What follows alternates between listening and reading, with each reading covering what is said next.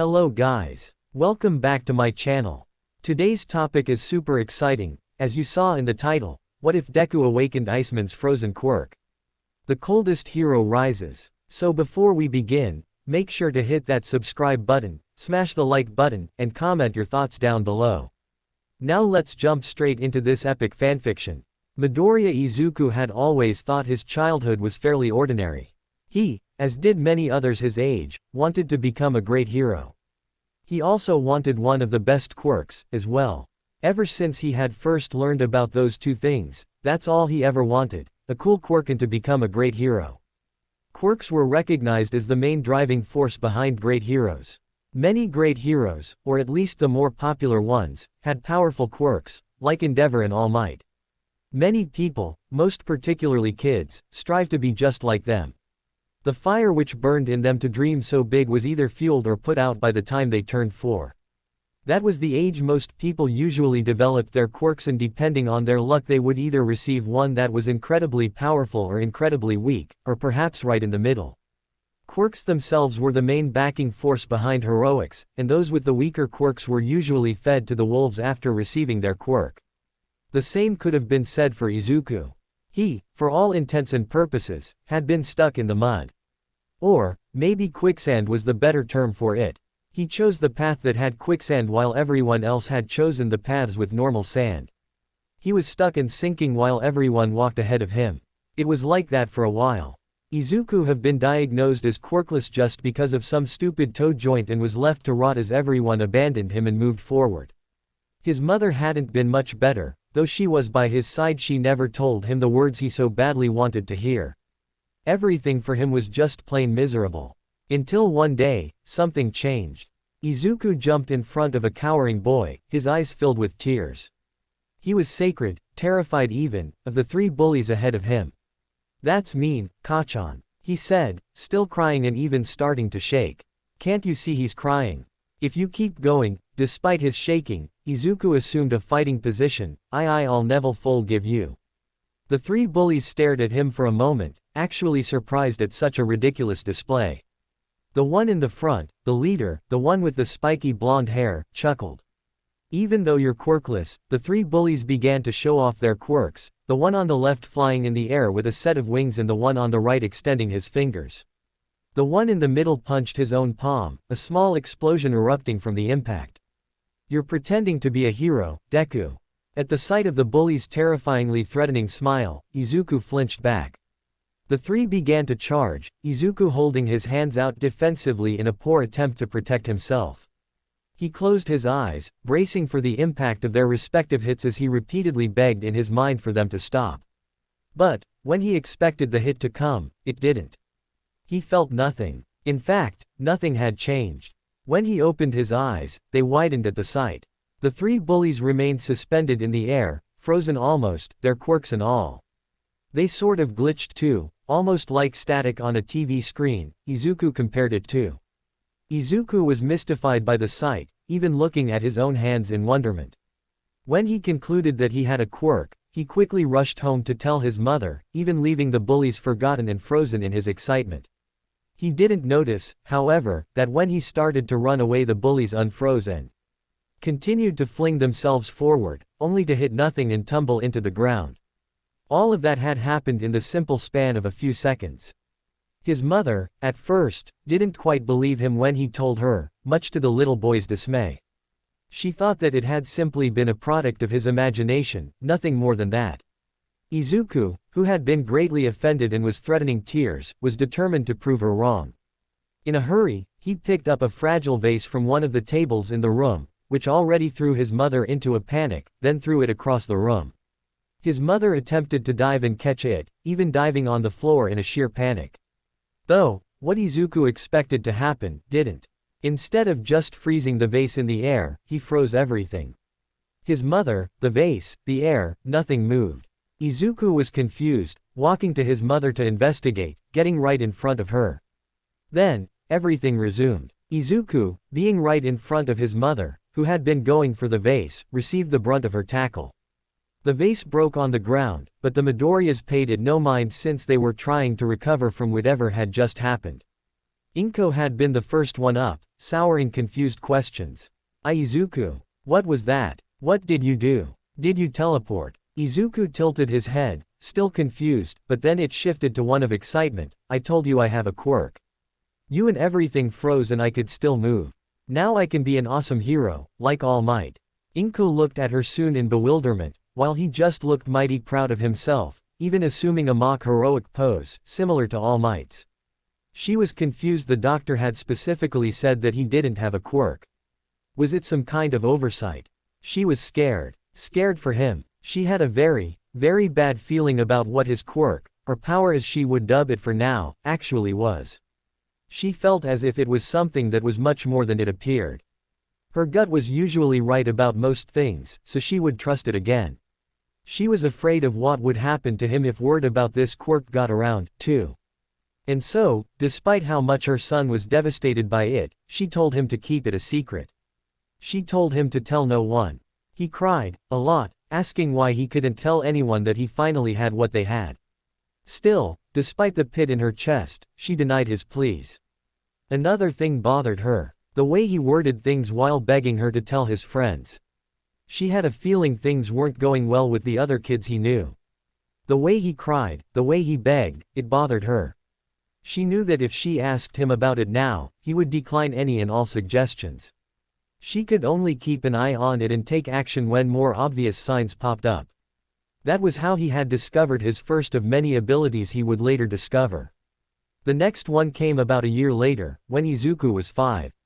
Izuku had been given the cold shoulder by almost everyone, or had been chosen to be the main punching bag amongst them. The daycare didn't care much, since he was quirkless. He wanted to so badly tell them all that he had a quirk, but for the sake of his mother he chose not to. He knew her scared look when he saw it, and if she had asked him to do that then it was serious. His old best friend, Bakugo Katsuki, had been picking on him non-stop since his quirkless diagnosis. It hurt Izuku, but he still followed him. How could he not? The spiky blonde had an amazing quirk. Izuku, despite how much he practiced his in private, just couldn't help but not equally compare their two quirks. Still, Bakugo attacked him. He used him for his own entertainment and pleasure like some old doll. Until, one day, something different happened. Izuku had been, once again, following Bakugo around on one of their adventures. Izuku didn't quite get the hint that it really pissed the blonde off, so, after some harsh words, they attacked him.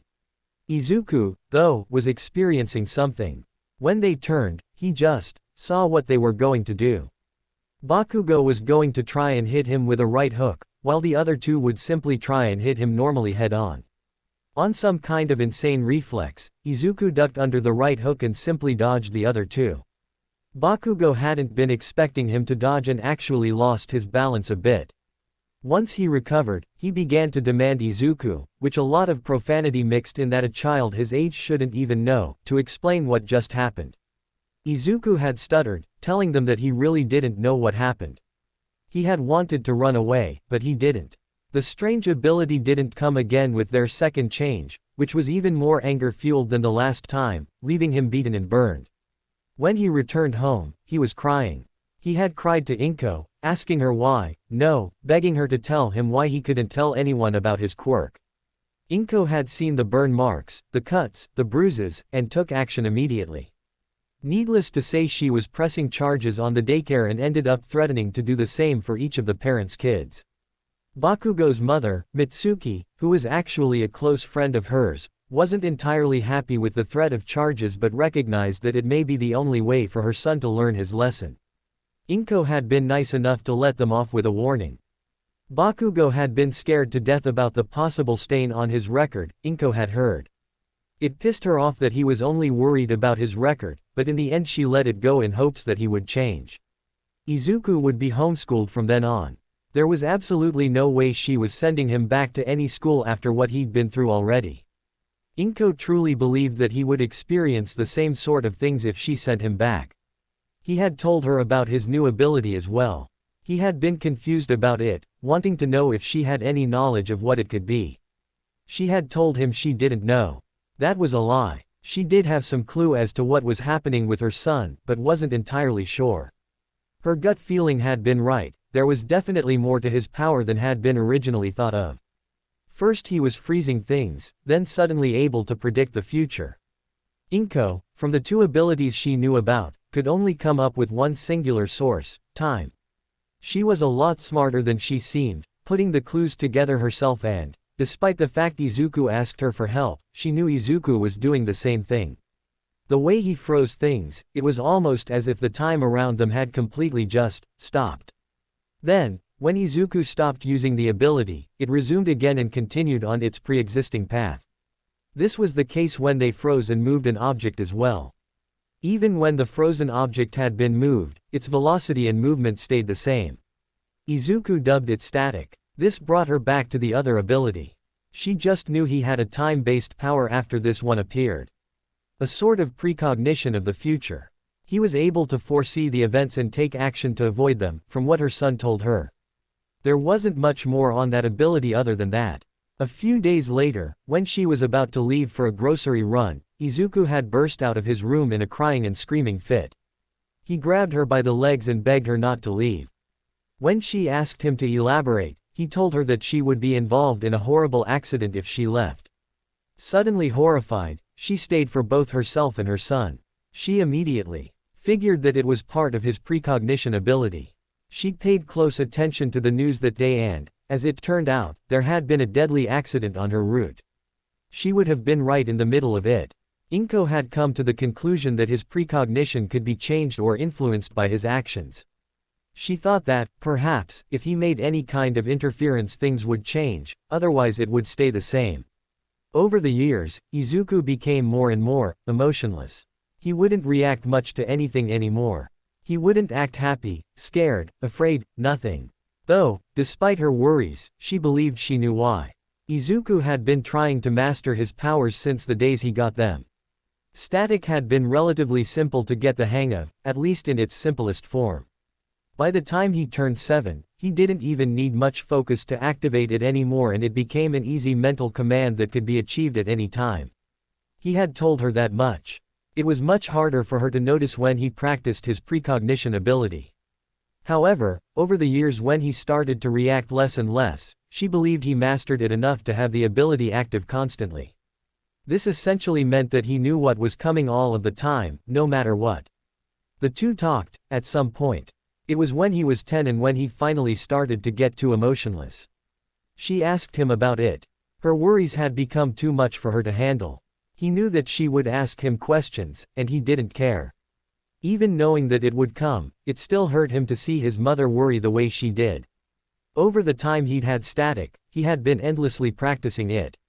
His mother didn't know, nor did anybody else know or realize it. How could they, when you can literally stop time around yourself? Eventually, he had worked his way to mastering the ability.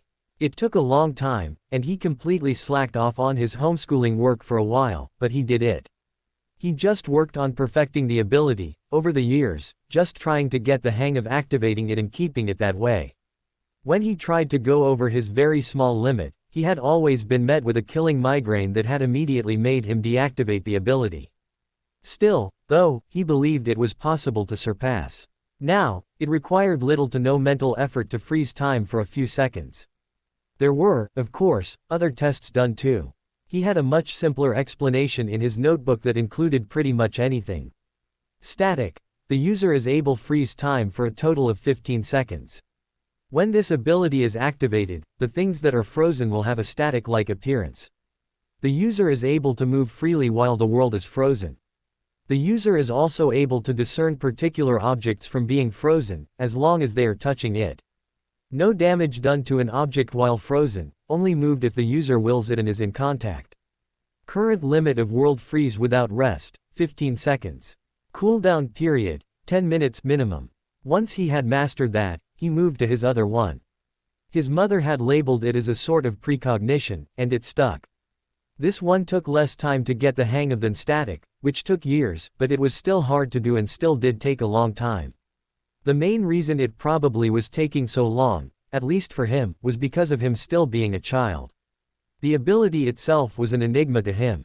It would first appear at random times. He couldn't quite discern the trigger like he had with static, which was a focus and command triggered power. Precognition was something entirely different. Eventually, he was able to figure out the way to trigger it. The ability itself seemed to be thought-based. It was odd, but not entirely illogical. He had figured it out. When he was working on his school assignments, actually. He had simply wished to know how he would solve the problem, and the ability showed him. Thinking back, the other activations had been similar. When the bullies were going to attack him when it first appeared, he wanted to know what moves they would do. When his mom was going to leave that one day, he had wondered about how safe she would be. With some practice, it was easy for him to activate the ability. He only had to wish to know about his near future. However, it had a limit of only showing him up to around 15 minutes into the immediate future. Additionally, he found out that, yes, the future he saw was easily influenced by his actions. If he chose to do something different than what he did in the vision, he would ultimately change the future of what he saw. The change in the ability would happen immediately, shifting the vision in his head to another scenario immediately upon the change. Over the time he practiced, he tried to keep the ability activated constantly no matter what he did. This proved extraneous hard to do, though, since like static this ability took a mental toll from him if he used it too much. It required a lot of adjusting and getting used to for him to truly use it to its full potential. On top of that, he had worked to increase how far he could actually see into the future. It had, at first, been a measly 15 minutes before, but over time he had increased it to a really good estimated 45 minutes. He also had a more detailed description of the ability in his notebook. Precognition. The user is able to see visions of the future, however they can be easily changed and influenced by the user's own decisions and with quirks that can erase or suppress their own. Maximum sight into the future, 45 minutes estimated. Cooldown. None. But the consequence he didn't expect from using this power would be that he would get too used to it. He got too adjusted to his precognition ability, starting to automatically rely on it to the point where it just became an afterthought and part of his natural lifestyle. It never went off, now. Due to this he became more and more outwardly emotionless as a result, always knowing ahead of time what would happen, which effectively took the reactions from him. Of course he wasn't entirely emotionless. It was more of an outward thing he adopted than a true inside change. He still felt happy, sad, and all of the other emotions, he just didn't show it much anymore. That was why, or at least the main reason, his mother had wanted to speak to him. He was changing, and she wasn't sure if it was for the better or for the worst. In a rare show since he mastered precognition, he cried and gave her the most heartfelt hug he could. He apologized endlessly for worrying her so much, it truly hadn't been his intention. They had separated from the embrace eventually, with him having to promise her that he would be careful and not keep her in the dark anymore. He swore that he wouldn't. Well, that was the case for the next year, at least. Over the next year, he had tried to discover any more abilities that could have been hidden. All of his efforts had been met with little to no success, unfortunately. His schooling had also accelerated, as well. He was, by all means, smarter than normal kids his age. However, he was not allowed to go any further than middle school due to the fact he still wanted to be a hero. That was another thing that bothered him. There had been a multitude of times where he would see crimes being committed through his precognition, but couldn't actually act to stop them. One day, though, he had been out on a grocery run for his mother. She didn't even have to ask, since he knew she would, and took the liberty of just doing it. At the very same store he was going to, there had been a robbery in progress. Izuku just really wanted to turn around at that point, turn away and not get involved. But he saw the future. If he didn't intervene, people would die. Everyone in the store, the clerk, the customers, even the kids, would be shot due to a standoff between the robbers and the police.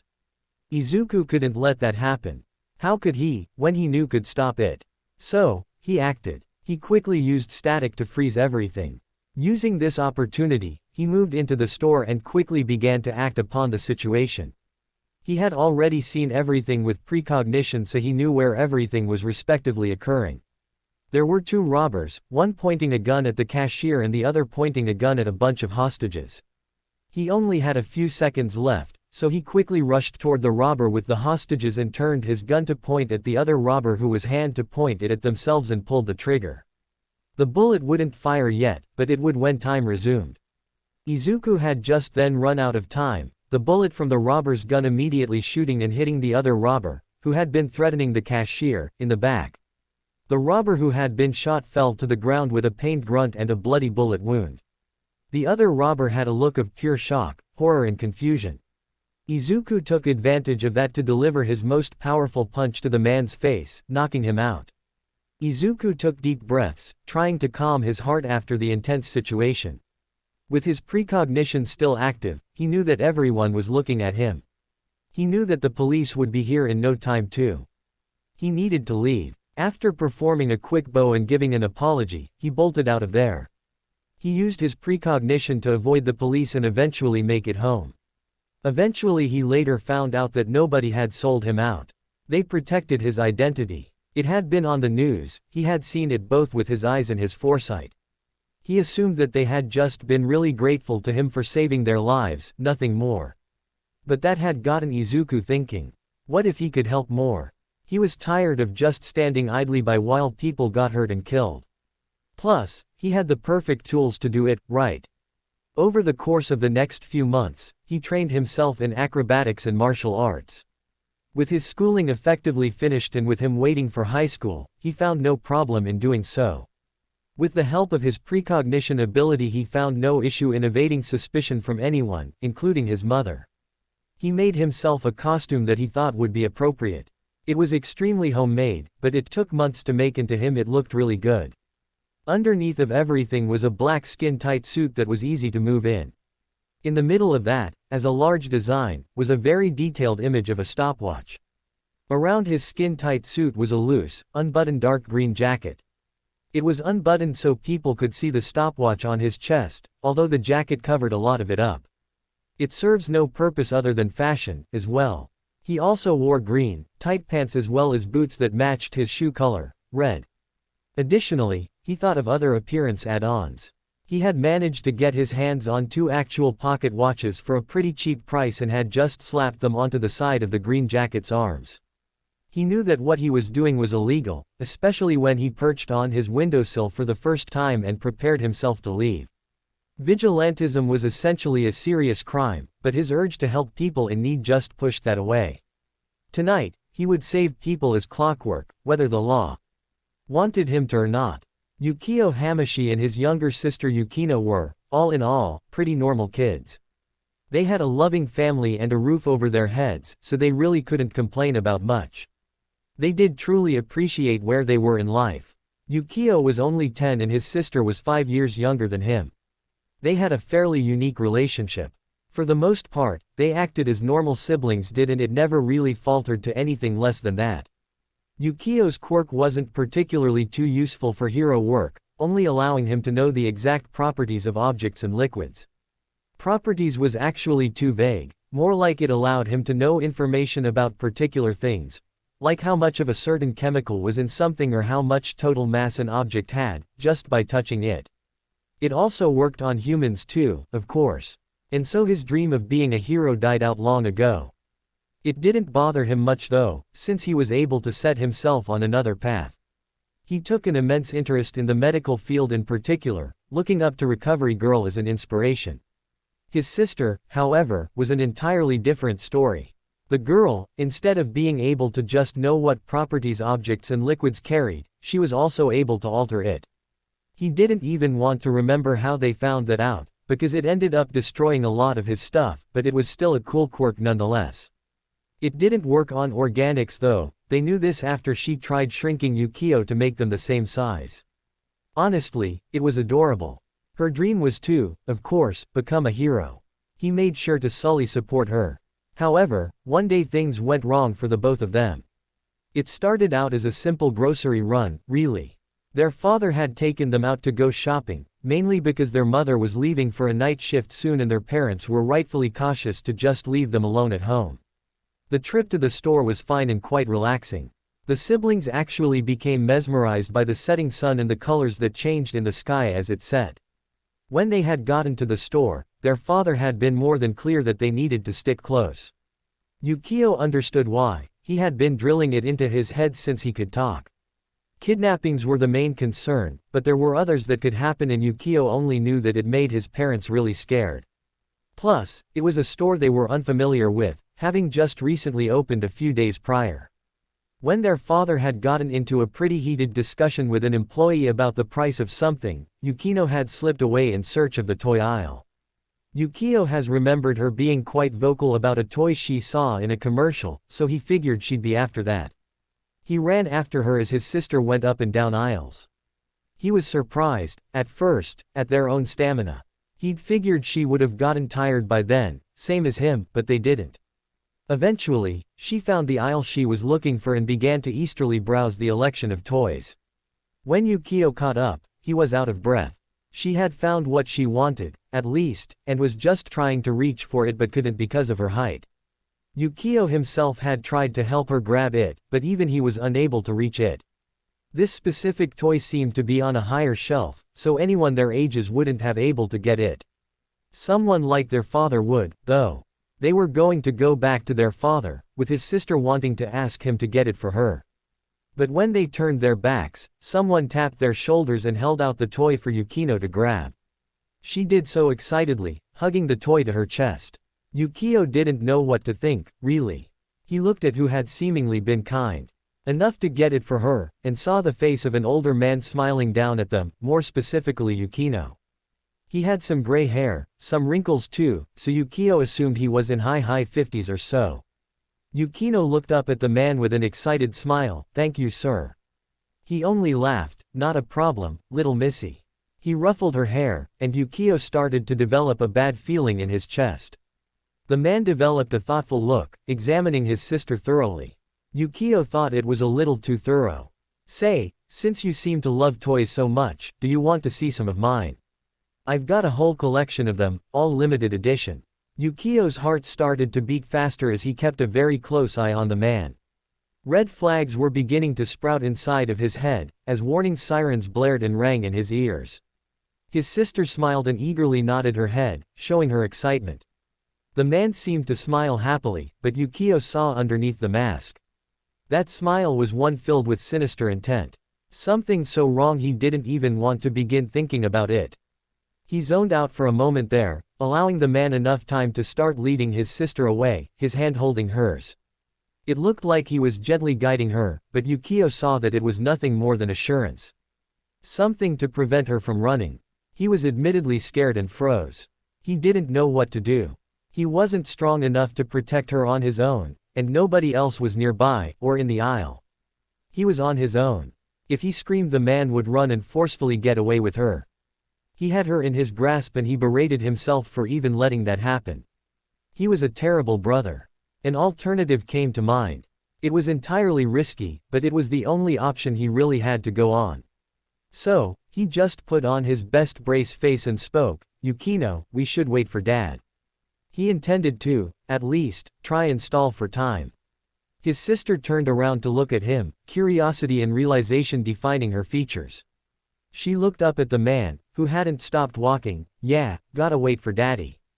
He ignored her, tightening his grip and actually picking up the pace.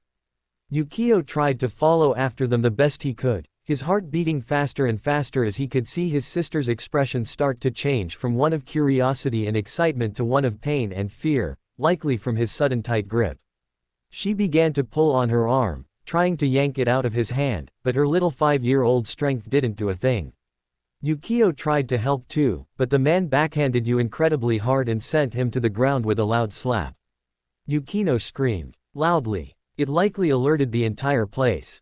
The man recognized it was time to pick up the pace, roughly yanking her and dragging her forward as he started to run. Yukio yelled out to his sister as she desperately tried to get away. He was almost out of the aisle, getting ready to turn the corner. Yukio thought all was lost. He thought he'd never see his sister again, or that she'd end up dying or having something worse happen to her in the clutches of that man. Then something unpredictable happened. The man was just about to exit the aisle when suddenly his sister seemed to teleport from out of the man's grasp, a little bit to the side. The man had also suddenly begun to stumble back, clutching his stomach with his left arm as he fell on his back, clearly in pain. Yukio almost smirked in satisfaction when he saw the man's other hand grasping his genitals like they'd just been completely obliterated. Additionally, rapid tears started to flow from the man's eyes, just signifying how badly hurt he was. Yukio stared ahead, amazed at what he had just witnessed. Next to his sister, stood someone new. He stood tall with fluffy green hair and off clothes. His expression was clear yet dark at the same time, glaring down at the man beneath him with a look of utter disgust. Yukio quickly noticed his odd choice in fashion, wearing red boots that didn't match with anything else and the additional watches that occupied both the side of his arms and the design on his black undershirt. Yukio thought he was a hero at first, but couldn't help but doubt that. He didn't remember him from anywhere, but then again it wasn't like he studied them for a living, there could easily be a hero he didn't know about. Additionally, he looked young, maybe only a few years older than him, or maybe even the same age. It confused him, really. He didn't know what to think about that. The mysterious person bent down next to Yukino, his expression changing to one of concern. "Are you all right?" he asked, his voice filled with a genuine worry. Yukino looked down at her feet, giving a small nod to his question, almost as if she were shy or even scared. But Yukio saw the shine in her eyes, he always could. She thought he was a hero. That was likely what was making her all shy, she didn't want to look bad in front of him. Yukio finally ran over to them, deducting that it was safe to do so. The person looked over at him, a serious look gracing his features. When Yukio finally approached them, the person put his hands on Yukio's shoulders to get his full attention, but it made the boy jump a bit in his place. "Listen, when your father gets here tell him exactly what happened," he ordered, beginning to gesture toward the man who was still groveling in great pain. "That man is a pedophile and attempted kidnapper, make sure you stress that and explain what he did." He stood up, almost as if he were in a hurry and began to turn around. Yukio and his sister watched as he began to run away, in the direction of the store doors. They didn't even get to express their thanks. Their father with a few other people ran up to them from behind the aisle. He quickly approached them, almost immediately crouching down and pulling them both into a hug. He expressed his worries and fear to them, unable to help from blaming himself. Yukio expressed that it wasn't their father's fault, but theirs for carelessly running off without him. He had also explained to his father, and someone that looked to be a worker, what had happened, and they didn't not look pleased in the slightest. The worker commented that the police had already been called and that the man would definitely be arrested. "Yeah, a cool hero came in and beat him up," Yukino loudly and excitedly added, shoving her fist high into the air. Their father was skeptical at first, expressing to the worker that no hero would dash after a fight like that. Yukio couldn't help but wonder if that was right. Was he not a hero? But Yukio could easily recognize the genuine concern in his tone of voice and expression. He had been there to help. Something that also got Yukio concerned was that the person somehow knew that the person with them was their father. It creeped him out, but he wondered if it was just a part of the person's quirk. Maybe that's what the watches signified. Could he look at memories or something? But he had some kind of teleportation, he'd seen it. Well, despite the wonder behind the person's quirk and who he was grateful. He could tell that his father was too. Yukio couldn't help but look at the door to the store. That person just found one of his biggest fans in both Yukio and Yukino that day, both of them eternally grateful to him. But they never did get his name. A sigh echoed throughout the large warehouse, making multiple thugs draw their attention to the source. "You guys really never do learn, huh?" It was a simple statement, but enough to carry the individual's disappointment. He only shook his head as the thugs went on guard. They seemed to ease themselves up a bit when they saw his appearance, some of them even snickering. "What are you, an All Might fanboy? Go home, you're out of your league." The person in question was Himawari Koichi, a vigilante. He wasn't too well known, probably because he only started this stuff a few months prior, but he had already started to make names for himself. Yes, names, in the plural sense. People called him a variety of different things, like, nice guy, or, the holler, which admittedly made him cry on the inside. His real vigilante name was, the Crawler, and he was most notably identified through his vigilante costume, which just happened to be a wide assortment of different All Might hoodies. People typically underestimated him, made fun of him even, but that was alright with him since they'd let their guard down and make them much easier to take down. His first, or at least one of his first, public appearances of his was actually against the three Sturm and Drang brothers, who went around the city stealing women's underwear. That's also when he met Knuckleduster, who ended up becoming a sort of mentor to him.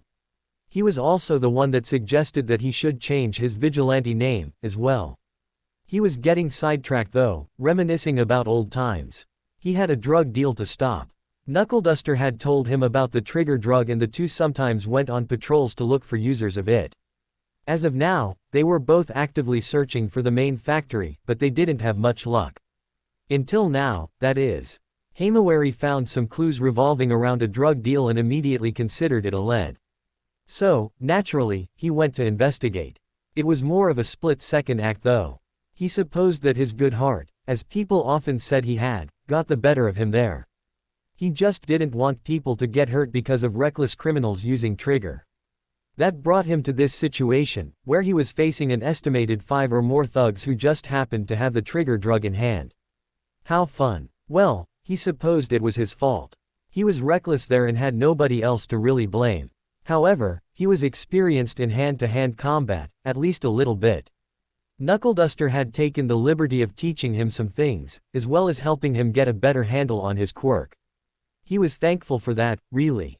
His teachings have gotten the vigilante out of sticky situations more than once. Seemingly having enough of the silence atmosphere, and the vigilante's failure to act or move, some of the thugs began to charge. From what Himawari could see, there were 5 in sight, but could be more nearby or in the area. 2 of them started to charge, their impatience displayed by their reckless action. One of the thugs hardened his fingernails, which were also fairly long, and raised his hands as if he were going to swipe at him. The other one had a multitude of small fingers, which were increasingly growing as he ran forward, popping out of his hands as he reached forward rather clumsily. It was clear to the vigilante that they didn't have much experience fighting, just from the way they recklessly charged forward and the way they postured themselves to attack. The reason for them wanting trigger was probably something along the lines of desperation to make their quirks stronger, the vigilante assumed. From first glance, they were fairly weak quirks, and from what he could tell, the criminals didn't really have any other use for them. It was a shame they hadn't been more creative. Their quirks could have been fairly useful for heroism if they just looked at the possible other uses and aspects of their quirks. Sighing, the crawler merely waited for them to approach. The one with the hardened fingernails got there first, almost completely halting to swipe at the vigilante. All Himawari had to do was dodge and deliver a normal, but powerful, punch to the man's stomach to take him out of the fight. The man clenched his stomach, falling to his knees on the ground, the wind having been taken out of him.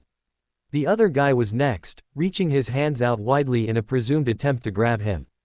It seemed like the man would use his extra fingers to perhaps squeeze him, or perhaps keep him held so the other guys could take care of him. It didn't matter, though, because he was almost just as sloppy as the other guy. When the man got close enough, all Himawari had to do was use his quirk, slide and glide, to accelerate his foot and essentially sweep the man. Upon being tripped, the man fell flat on his face, hard, and went unconscious.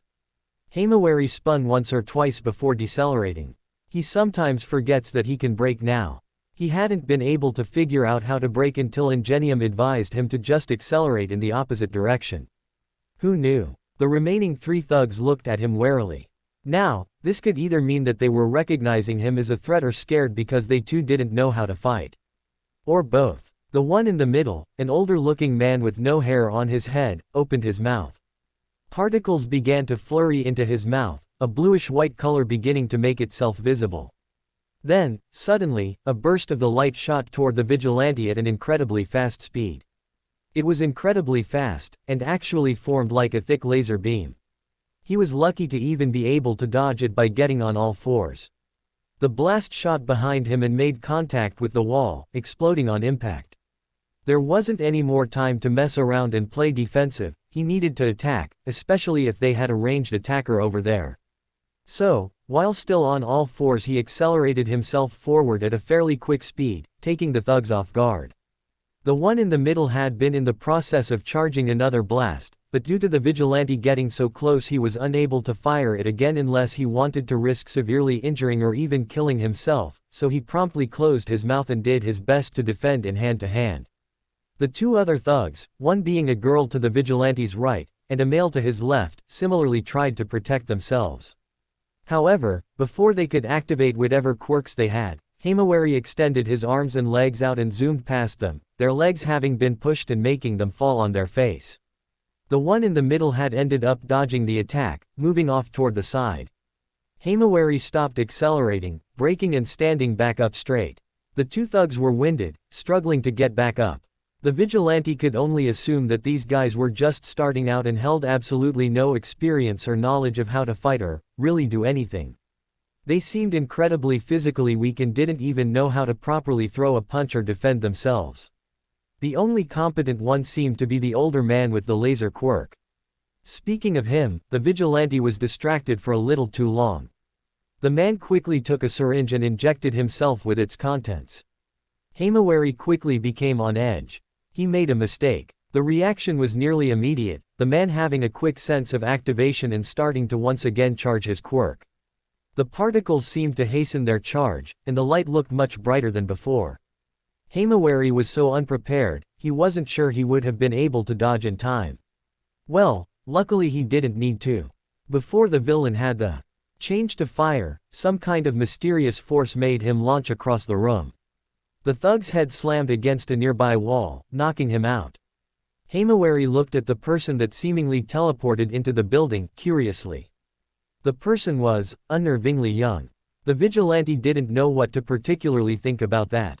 No child should get involved in this sort of thing at such a young age. Yet, he knew there was probably a reason for it. He did his best not to think about it for now, instead opting to go for small talk.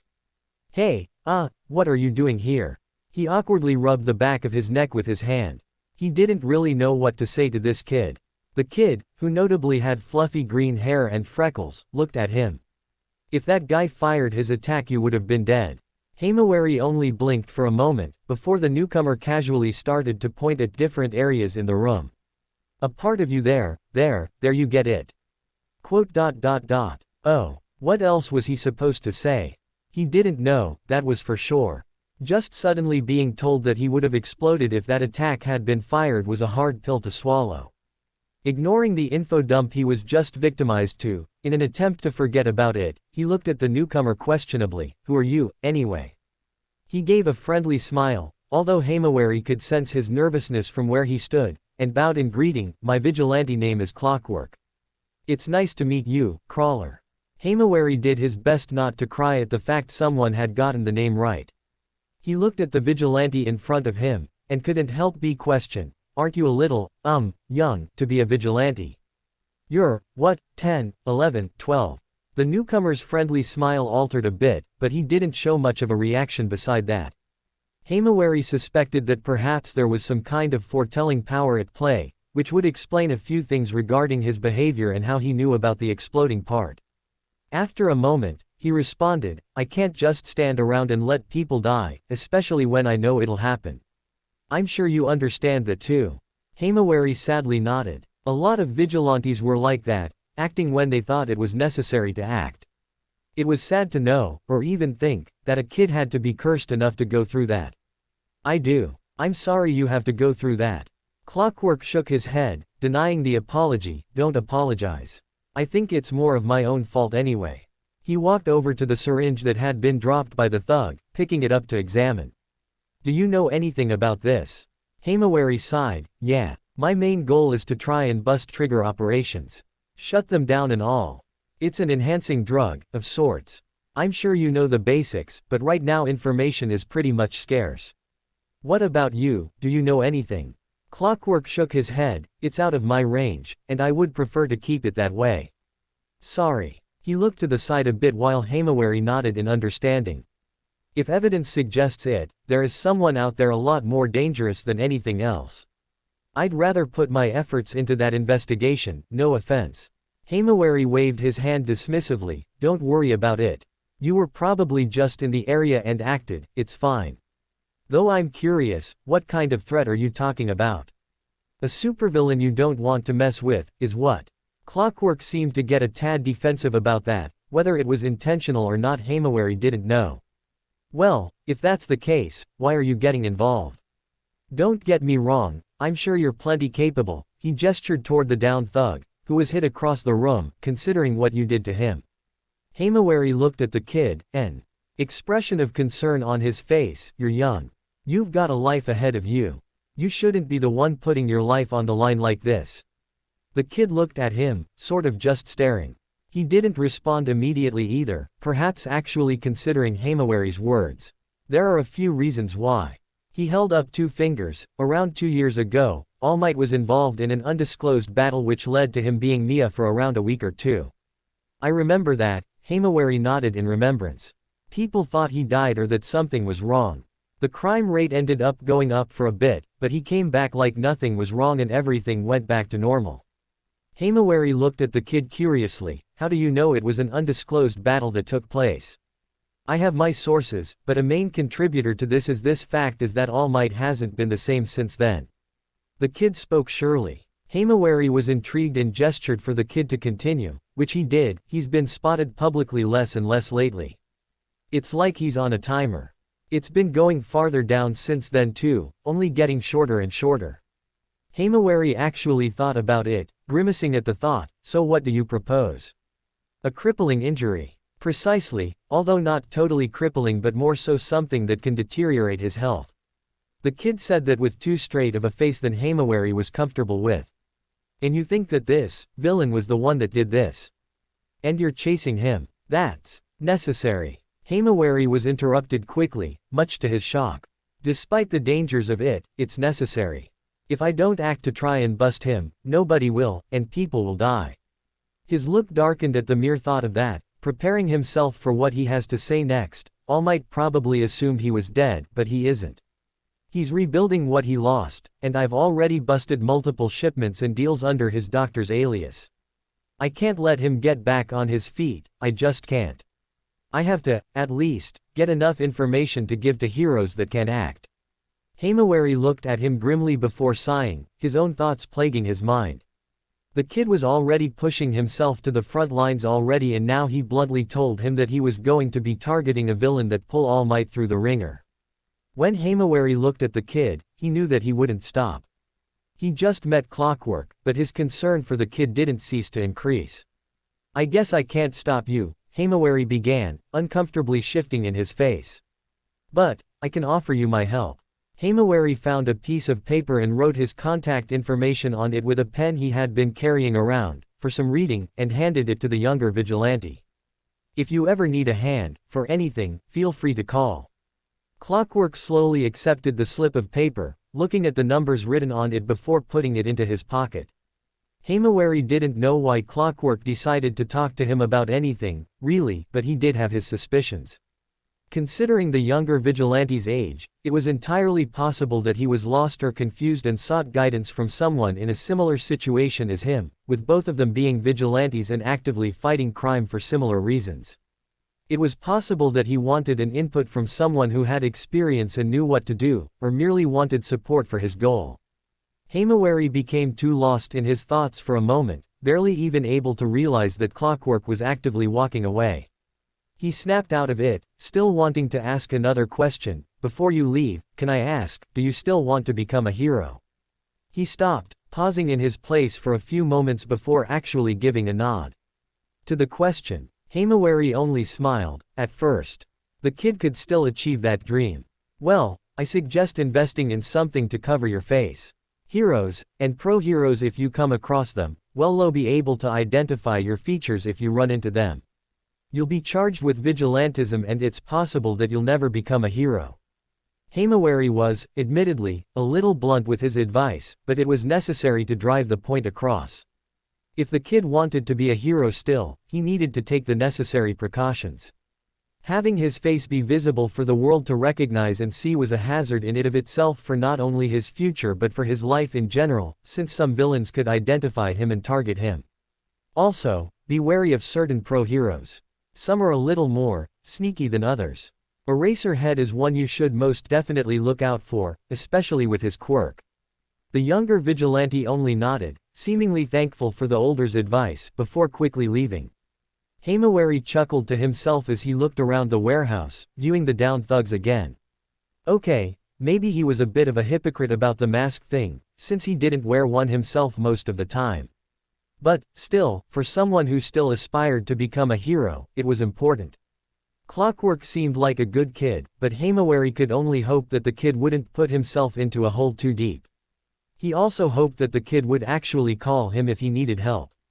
"Fuck you, villain freak." The shout in front of the school went vastly uncared for. After all, many people were already used to it, with most people even saying similar things from time to time. Shinso Hitoshi was used to it far too much. He was the victim, after all. He had grown accustomed to it by now, after years of being subjected to it. Luckily, he had a supportive parent. His father, to be more precise. When he had first gotten his quirk, his mother had been less than supportive. It started off small, with her just not talking to him as much, then it went to completely ignoring him, yelling at him for doing nothing wrong, then, the worst case, beating him. Needless to say, when his father found out, some things happened. Most particularly, the very, very intense divorce. He remembered that night all too well, regrettably. Hitoshi would forever be grateful to his father after the years of support he got from the man. That wasn't always enough, however. The issue started to branch out into public places. At school he'd be teased and outright bullied. It all really started before middle school, and his father had brought the issue up to the school only for it to go completely ignored. They changed schools, but that didn't help either. He couldn't be homeschooled or take online courses because, 1, they were tight on money and his father worked a pretty tight scheduled job. So, despite all his father tried to do for him, he was still, for the most part, alone. At school, things got progressively worse as the years went by. From just tame jokes and teasing in the earlier years to constant insult and berations now. Some kids even gave him the eyes, as Hitoshi would put it, which gave him the impression that they wanted to physically hurt him. All of this, and for what? Why did they do this? Well, all because Hitoshi's quirk was brainwashing. The name says it all, apparently, and he was quickly labeled as a villain due to his quirk. People were scared of him, often backing away from him out of fear he'd do something to them or make them do questionable things. Others wanted to show him his place, trying to play hero and stop the villain. There were even cases where he'd been framed and got into trouble. People claimed that he forced them to do it, or some other bizarre thing. That was why Hitoshi wanted to be a hero so badly. He wanted to prove all of the wrong. He wanted to prove that he wasn't a villain, but a hero. But he had doubts. How could he not? After years of suffering insults and yells from almost everyone around him, seeing people back away at the mere sight of him, he began thinking that they were right. Maybe he was a villain. He walked by the kids that just yelled at him, passing by a few other kids, which appeared to be his entourage, and started his walk home. He looked down at his feet most of the time, lost in his own, admittedly depressing, thoughts, only looking up from time to time to see where he was exactly going. By the time he reached an open field area, he snapped out of his thoughts. He looked into the field, which seemed to be a park, with light green grass flourishing and kids playing outside with other kids, their parents not too far away. It looked nice, really. It was a damn shame that he missed out on that. He really wished he'd had that kind of childhood, playing and bonding with others his age. As he was gazing at the peaceful sight ahead of him, he failed to realize that someone had been approaching him from behind, allowing himself to be pushed to the ground. He fell with a grunt, turning around to face his assailants, the same group that had previously yelled at him at the school's entrance. The group had around 4 people. There was the leader, who had pushed him, and typically the snobby asshole of the group, bossing the others around almost constantly. There were also 2 other males and 1 girl, but they weren't very vocal and usually only echoed what the leader said and copied his actions. "Thought you could just walk away from us, villain," the leader teased, a satisfying smirk ever so present on his face. Hitoshi was admittedly afraid of being beaten. He wasn't a strong kid by any means, and even if he decided to physically fight back now, he doubted he'd win in a 4 versus 1 scenario. He'd use his quirk, but they knew what it was and they wouldn't fall for any obvious taunt or trick from him. And so, the purple-haired boy was practically forced to just lay there and endure it, but like hell would he give in. He gave the assailants a defiant glare, and they didn't take too kindly to that.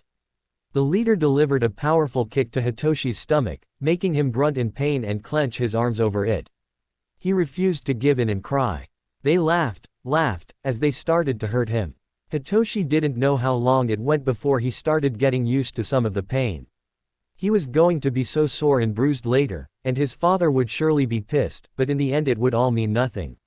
Someone started talking. Hitoshi only fully realized it when all the hits stopped coming and he was fully able to look at his surroundings again.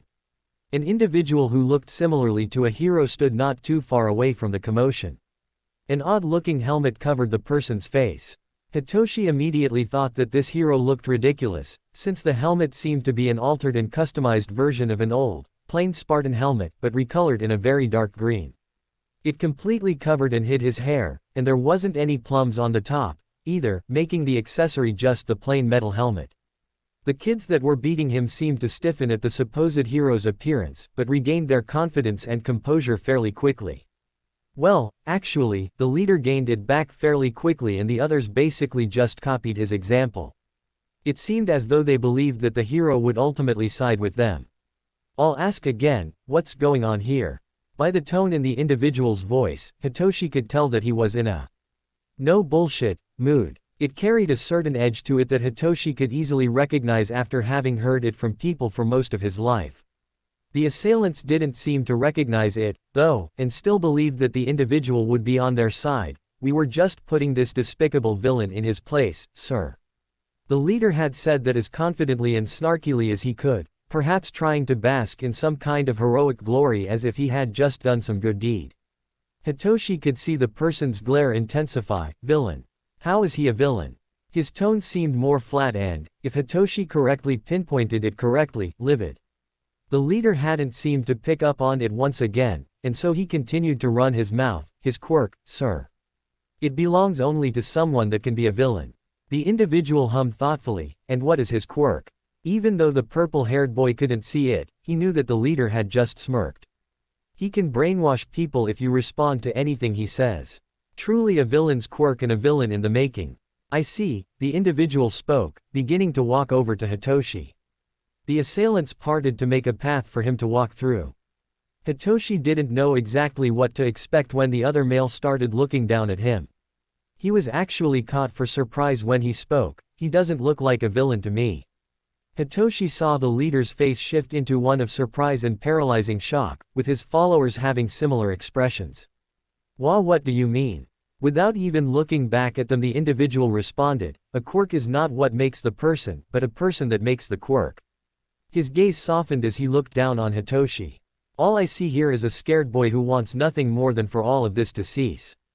Finally, he looked back to the assailants with a stone-cold glare. It made them practically shiver in place due to the sheer intensity of it. I can tell you right now that your actions are more villain-like than anything. Now, get out of here before I do something I might regret. And get out of there they did. They scattered and ran like cowards after he said that, fearing for who knows what. The individual turned to Hitoshi again, knelt down and offered a hand with a small smile on his face. Hitoshi only could look at him, almost amazed by what just happened. When Hitoshi finally, albeit hesitantly, took his hand, he couldn't help but ask, "You're not afraid of me? You don't think I'm a villain?" The individual pulled him to his feet. Hitoshi already felt sore and grunted a bit as he adjusted himself. Hitoshi hadn't exactly noticed it before, but this person was actually shorter than he was, and his facial features actually looked to be young, maybe around his age. And, to Hitoshi's surprise, the person just laughed at his question with a light and actually high pitch that he also didn't notice until now. When the individual finished laughing, he looked at him and strictly said, "No, not at all. I actually think your quirk is really cool." He chuckled to himself, but Hitoshi was shell-shocked by those words. Trust me when I say I went way too easy on those guys. I take quirk discrimination very seriously. Plus, he pulled out a phone. I got a lot of that on video. I'm going to make sure they're arrested. He sort of waved the phone around in his hand, mumbling about making an anonymous tip to the police about this and other stuff similar to that. Eventually, He looked back at Hitoshi, but, as I said, I think your quirk is really cool. Brainwashing is, like, a perfect undercover quirk that can totally be useful in so many situations. I bet you can. Hitoshi only blinked at him, unsure as to what to say as the person rambled on and on about the possible uses for his quirk. This was the first person other than his father that actually decided to stand up for him, too. But as Hitoshi observed this person, his behavior, actions, looks and sounds, he began to suspect that this person wasn't exactly what he appeared to be. A part of Hitoshi just thought this was some kid playing dress up, so he had to be sure. You're not actually a hero, are you? Hitoshi suddenly asked, snapping the individual out of his thoughts. The individual visibly flinched at the question, making Hitoshi's suspicions actually correct. He spoke, well, no, not exactly, but, he cut himself off and started to speak in jumbled sentences, trying to form some kind of excuse as to who he was and whatnot. Hitoshi barely paid his ramblings any kind and just continued to piece together the pieces he had on his own. He started making connections to things he's seen in online news articles and witness statements about a new vigilante. Hitoshi internally compared the person's outfit to the one the vigilante wore in a witness description. He didn't remember anyone mentioning a helmet, though, so he figured that was a new addition. So, Hitoshi finally dropped the bomb, you're that new vigilante, aren't you? The supposed vigilante ceased his ramblings again to look at Hitoshi with a red face, yes. Hitoshi was internally amused at this guy's actions. It was like he was a little kid, which he actually probably still was since he looked to be about Hitoshi's own age. That amusement died down pretty quickly, though, when he realized what had happened again and remembered that he'd just be right back into it the next day. Hitoshi was seconds away from just thanking the vigilante, stuffing his hands into his pockets and leaving, but the vigilante's next words stopped him. Say, do you want to become a hero? The question mostly surprised him at first, but he responded all the same with a simple, yeah. Why do you want to be a hero? The vigilante pushed, his eyes boring deep into Hitoshi's own. What do you mean? Hitoshi was confused by the question. I mean, what do you want to be a hero for? What's your goal? Hitoshi thought for a second before responding, I want to prove everyone wrong. I want to show them that I'm not a villain and can be a hero. The vigilante visibly blinked once or twice before slightly shifting his shoulders. What about something long-term? He asked, making Hitoshi confused once again. He spoke again to elaborate, I mean, you can get into a hero school and become a hero, prove them all wrong. But what's your goal for long-term? What will you do as a hero? What is the main thing you want to achieve? That question actually made the purple-haired boy think for a bit. What was his long-term goal in heroics? Why did he exactly want to be a hero besides proving every bully and non-believer wrong? In truth, he didn't really know. He started to think a little deeper, while the vigilante waited patiently for Hitoshi's response. His thoughts began to drift to events from his own life, how things went and how people treated him, not to mention why they treated him the way they did. And so, after a few more moments, Hitoshi had found his answer. Looking into the vigilante's eyes before speaking, I want to help people who are like me. People who are hurt by the people around them because of a quirk they couldn't help but get, of possibly lack thereof. I don't want those people to go through what I did. The vigilante smiled at Hitoshi, that's an admirable goal. I'm rooting for you. What's your name, and are you going to apply to UA? For the first time in a very long while, Hitoshi genuinely smiled. Shinso Hitoshi, and yes, I am, he answered. Well, Shinso, I'm really going to root for you. But, prove them wrong now. At those words, Hitoshi grew confused once again, so he decided to elaborate, work hard now, and make a statement for yourself. Train your body, mind, and quirk in preparation for when you apply to become a hero.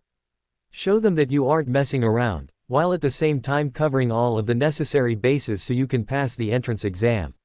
I hear it's robots. Hitoshi looked at him blankly for a moment, before he closed his eyes and genuinely chuckled. Hitoshi Shinso, chuckled. He thought he'd never see the day. Admittedly, Hitoshi likes this vigilante guy that was apparently also his age. I hope to see you there, Shinso. When Hitoshi reopened his eyes, after finishing his little chuckling session, the vigilante had mysteriously disappeared, leaving Hitoshi on that last line of dialogue from him. Hitoshi was a bit shaken by that, since he didn't hear any kind of footsteps or signs of departure. Eventually, he just chalked it up to a teleportation quirk of some sort and left it at that. Hitoshi left that park with a changed mindset. He would definitely take that vigilante's advice to heart. Though, unfortunately, he never got to thank him properly. But he couldn't help but think about the last words the vigilante had said. "See me there, huh?" Hitoshi muttered to himself. Perhaps then he'd actually get to thank him. Surprisingly enough, the next time Hitoshi had school, he found out that the vigilante had stuck to what he said and had somehow gotten his assailants arrested under multiple charges, some not even having to do with him. There also seemed to be an internal investigation at his school, mainly due to leniency on quirk discrimination. His father had pulled him out of the school soon after finding out about the true extent of Hitoshi's treatment, which Hitoshi had extensively withheld for a while. His father had profusely apologized for his non-existent negligence toward him, even when Hitoshi kept insisting that it wasn't his fault. His father swore to help him a lot more, and had actually found himself dedicated to getting a better paying and closer job so he could help watch out for him more, and eventually be able to homeschool him. And ultimately, after that, Hitoshi's life just kept getting progressively better. He started training, studying more often, and even training his quirk with his father. Plus, after his father found a new job, they started getting more money and their overall lives started to improve. So, things were overall looking up for them. He could only really thank that vigilante, in which Hitoshi was sure he caused this all to happen. Hitoshi only wished he could thank the vigilante. One day, he had found a mysterious note addressed to him. It was written in a handwriting he didn't recognize, and he would be lying if he said he wasn't intrigued by it. He started to read it. "Shinso. Talk to your father about this first, but if you really want to begin helping those in need, those who have suffered in similar situations as you, this can be your first step." Under that listed a name, a vague description of who it was and what they had gone through, as well as an address to someplace in a close-by district. When Hitoshi had looked the place up, he immediately knew what the letter was suggesting to him. He would definitely need to talk to his father about this, first. Toga Himiko did not live a particular good life. Well, it was better than others, she would admit, but that didn't make it any less shitty. Quirk discrimination was, unfortunately, a very common thing in the world, and this was something Himiko had the unfortunate pleasure of understanding when she was only 4-year-old. Himiko had gotten urges. It was the first sign of her quirk coming in. She had this weird, unyielding urge to drink people's blood. It wasn't exactly too invasive of a feeling, meaning it didn't overpower her enough to where it influenced her actions, but it acted more like an itch. It was an irritating itch that Himiko just wanted to scratch and make go away. So, inevitably, that's what she did.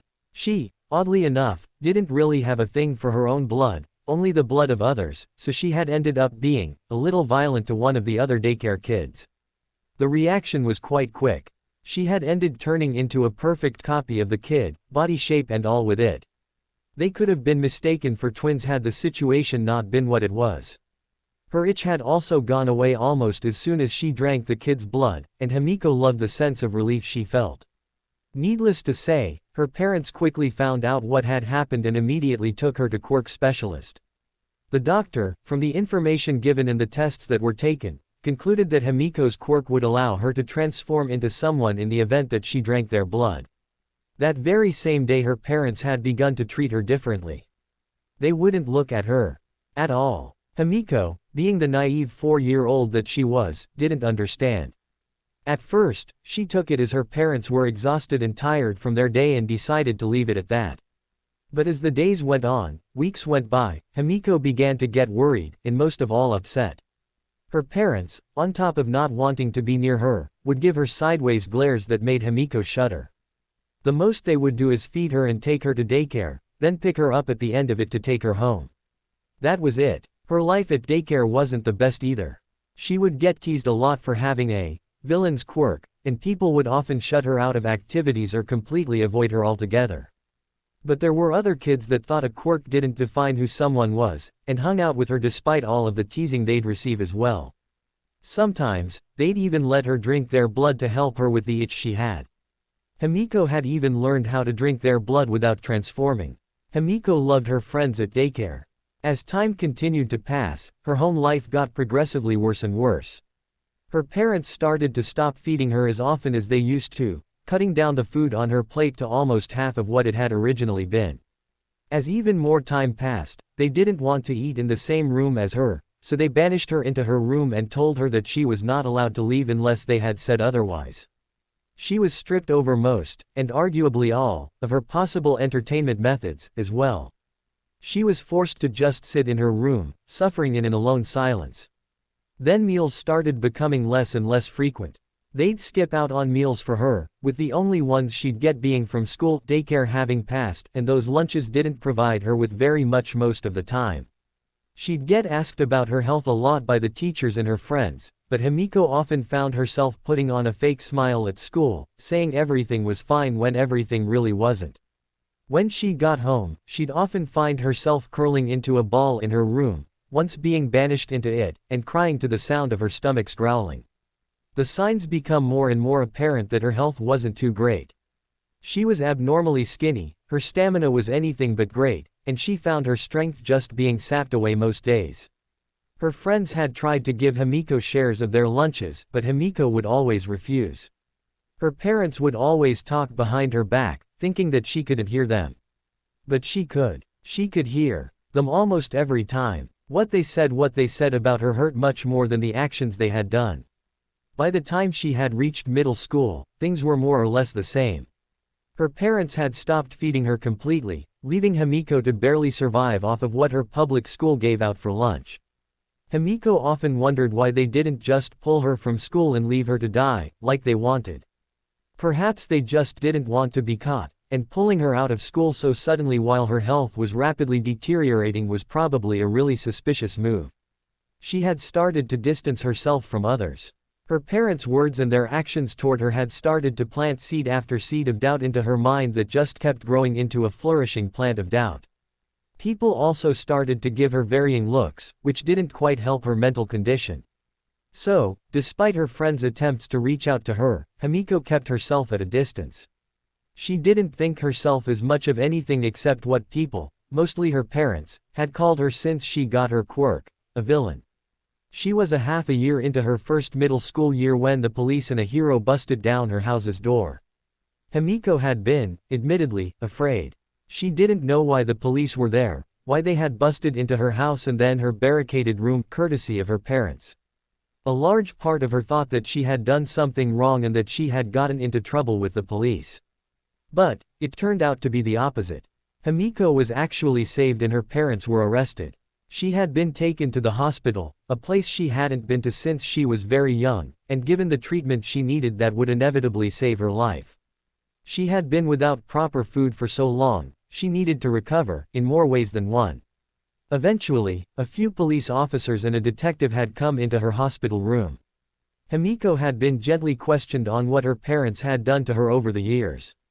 She had, very scaredly, answered those questions, fearing what the police would do to her if she didn't. Himiko didn't know too much, but based on what she was told and heard, someone had finally had the gall to kickstart an investigation into her home life. Apparently, many of her friends filed reports regarding her mentality and physical health, even her teachers had done the same. There was also someone that anonymously had been gathering evidence against her parents for the last few months or so, and had submitted it to the police. She, quite honestly, wasn't sure of what to think. Over time, as she recovered, people began to visit her in the hospital. It was mainly her friends, who came and did a lot of things with her. They'd chat up a storm, talking about the latest gossip, or sometimes even taking the time to try and help Himiko catch up on what she missed in school. Even some concerned police officers showed up from time to time, checking up on her condition. Apparently, her statements to the detective had been recorded and used as additional evidence against her parents. When she asked a visiting officer what had happened to them, all he said was that, with all the evidence they had on them, her parents would be away for a long time under child abuse and neglect charges, as well as quirk discrimination charges. She was able to leave the hospital after a few months, having recovered enough to leave with her bills being paid by some anonymous person. She was forced into an orphanage, since she didn't have anywhere to call home anymore. She was also scheduled to see a nearby therapist once a week for her mental health, as well. School life had picked up since she had last been there. She started to reconnect with her friends, especially after they took the time to visit her in the hospital. People would still glare at her, or give her a fearful look every now and then, though. The months went by, and things had more or less stayed the same. The looks at school never seemed to stop, but she had gotten pretty used to it, and she had a nice, small group of friends to help her with that. It was more so her mentality that was concerning. Even though she saw a therapist regularly, it never really helped her. She would vent her issues, and even though the therapist tried her best to help, Himiko would always still have the doubts planted in her mind. Her parents' actions and their words had made a nest in her head, which seemed to only grow as time went on. So, she put on a false face, smiling like everything was okay when things really weren't. She had gotten really good at doing that. Things weren't the best at her orphanage, either. Of course, things were miles better than what she previously had with her parents. She was getting 3 meals a day, treated fairly, and more. But, there was still hurt. While a lot of the kids didn't seem to mind her presence, a good few of them really seemed to despise her. They didn't say anything to her face, or say anything in any composing way for her to hear, but Himiko could tell just by their expressions and eyes what they truly thought of her. She swore that those kids told the younger kids some unfavorable stuff about her, which had made a lot of them scared of her, which really ended up breaking Himiko inside, seeing innocent kids scared by the mere sight of her. Adding to that, she found herself saddened by the thought of never being welcomed into an actual loving family. She knew that she wasn't alone with those thoughts, since most likely everyone in the orphanage with her had similar experiences, but it still hurt. She could only imagine how many people had looked at her profile, perhaps wanting to adopt her, but immediately turning away after finding out what her quirk was. Himiko knew that she had some form of depression. She knew she had it bad, too. But, she didn't know what to do about it. Her therapy sessions didn't help, and she was afraid of bringing up her issues with her friends because she didn't want them to change how they treated her, or thought of her. So, she was kind of just suffering on her own, forcing herself to drown in the depressing thoughts her mind contoured up or remembered. Honestly, she was amazed she hadn't lost her kind completely during those years. But, one day, she just suddenly, inwardly snapped. She was tired of feeling the way she was. She hated how she always felt so awful about herself and that she kept remembering all of the hurtful things her parents always said about her. That's when she decided, if they wanted a villain, she'd give them one to be proud of.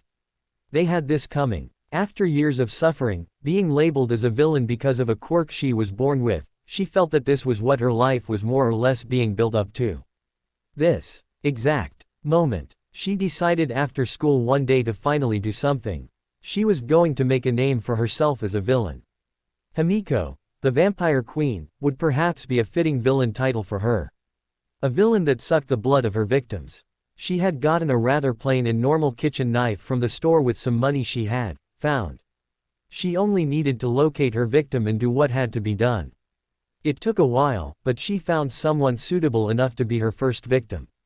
A boy who went to her school, sporting shirt, dark brown hair and having an attitude of a snobby charmer. He was quite popular with people at school, but typically an asshole to those he deemed below him. Though he and Himiko never interacted with one another, she had always hated that kind of attitude. She waited until the next day to make her exact move, slipping an anonymous note into his locker when nobody was around, with directions to a very specific location for a special gift, which may or may not have had other suggestive hints included. After school, Himiko watched as her target fell for the bait. He waved goodbye to his friends and departed on a different route, one that took him straight to the location that was on the note Himiko had slipped into his locker. She stealthily followed him, watching as her soon-to-be victim navigated streets and pathways on the way to the designated location. But, she felt off. She felt wrong, in a way.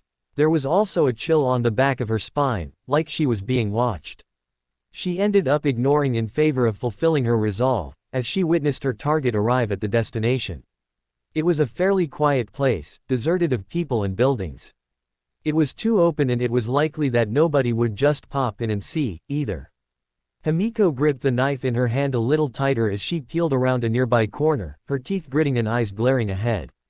It was time. She started to move forward and around the corner, but suddenly, a person popped up next to her, an arm almost teleporting in front of her, then pulling her backward and around the corner once again. The knife was knocked out of her hand and kicked far away from her person, unable to be reached. Himiko was dazed, feeling her body hit the wall of the building she initially hid behind after having been pulled back. She looked at the individual who had interrupted her movement, her eyes glaring but filled with an uncertain fear. To say this guy looked ridiculous was an understatement, but he looked a lot like a hero to Himiko than anything. No ordinary person would dress up like this, that was for sure, and the fact that his person had freely used his quirk only seemed to support that. He wore some odd metal helmet on his face, which completely sealed his hair from her view. His eyes were also covered by black shades, so she couldn't see his eyes, but even if she couldn't see them she could feel his intense stare boring into her. "What are you doing?" he asked, his voice seeming to drag toward the end of the question. Himiko fearfully started to shake by now. She had no idea what this person was planning on doing to her, or what would even happen to her. She tried to respond, I. She could barely get her first word, which wasn't really a word and more like a letter, out without becoming a stuttering mess. He ignored her poor attempt at speaking and did so himself. "You were about to kill an innocent person, and why?" "Because people told you that you were a villain." To say Himiko was shocked would be an understatement. She was totally and utterly flabbergasted as to how this person, who she could only believe is a hero, knew that about her. As far as she knew, he wasn't involved in her case with her parents, and she never met this person before in her life. She could only stare at him with a mixture of fear and confusion in her eyes. He seemed to notice it, so he spoke again, "I know a lot about you, Himiko." She noticed that he didn't use her former last name. A name she never wanted to hear again after what had happened with her parents, and something she stressed to the doctors, nurses, and her friends while she had been in the hospital, which had eventually carried over to her everyday life. So, people generally called her Himiko now, except for bullies that still used her last name to mock and torture her. She had no idea how he knew about that, though, or knew her name in general. In all honesty, it freaked her out a little bit. She started to think hysterics, like how this guy was actually some stalker who sought out to kidnap her or something. He seemed to notice her distress again, and spoke again. "I've been watching out for you for a little while now," he admitted, bringing the blonde out of her thoughts and once again shocking her. "I was actually a pretty big reason why a case against your parents was started. I submitted an anonymous tip with some rather unsavory evidence." Himiko only blinked at the guy. He had been the anonymous reporter that had helped get her parents arrested. Nobody aside from her and the police knew that someone had anonymously tipped with evidence. She was, for like the third time now, completely shocked from what she was hearing. She didn't know what to say, aside from one question, who are you? He chuckled for a second, before recomposing himself and answering her question, "I'm someone that wants to help you out. So, talk to me, why did you want to do, well, this?" He used his hand to gesture to the area around them, obviously referencing Himiko's now failed attempt to unsuspectingly murder someone. Himiko hesitated to tell this guy anything for the first few moments. She didn't know whether to trust him or not, or if even saying anything at all would benefit her in any way. But, from what he said, he did help her out of her previous situation, so he really did want to help her, she figured. She thought that she had nothing to lose at this point, either, so she just decided to let out her inner thoughts. "I'm broken. My mind feels like it's shattered into so many pieces and, even though I have them all gathered, I don't have the glue to put them back together." As she told him her visualized representation of her mental state, she started to tear up. She spoke again, "All my life I was led to believe that I was some villain. Some evil monster that needed to be locked away. So, I thought, why not give them what they want? Why not just go out and unleash the beast they all believe I am?" She started to cry a little harder after saying that last bit. She tried her best to keep the same from breaking and letting her tears fall from the waterfall of her eyes, but some broke through. She heard a sigh as a comforting hand rested upon her shoulder. She looked up at the individual, her eyes still watery. "I can never understand the exact extent of the suffering you've been through, and I'm so sorry you had to go through stuff like that. But what I can tell you is that those people were, and still are, complete morons." Once his words left his mouth, Himiko could only stare at him once again, this time in more wonderment and curiousness than anything. She felt a strange ping inside of her chest that only got stronger once she realized what she was feeling. She tried to suppress it, but it only got strong. She didn't want to feel hope. She didn't want her hopes to raise, only to potentially fall. She didn't want that. But his next words surprised her. You're not the villain so many people think you are, you're so much more than that. He fixed her with a small, reassuring and comfortable smile as he continued to speak. You are you. You can't help what you were born with, and can't change it, but you can decide what person you choose to be. You don't have to be the villain, but instead, you can be the hero. Himiko's tears flowed a little more fluidly as she looked ahead at the stranger. She didn't know why she felt so much from that. She didn't know why she cried so much because of his words. She sniffled and sobbed, but not because she was upset, but because she was happy that someone aside from the people close to her actually believed in her. But she still had doubts in her mind. After a small sniffle, she couldn't help but ask, but my Quirk. It's a versus villain's Quirk, isn't it? He only lightly laughed, keeping his small smile all the same.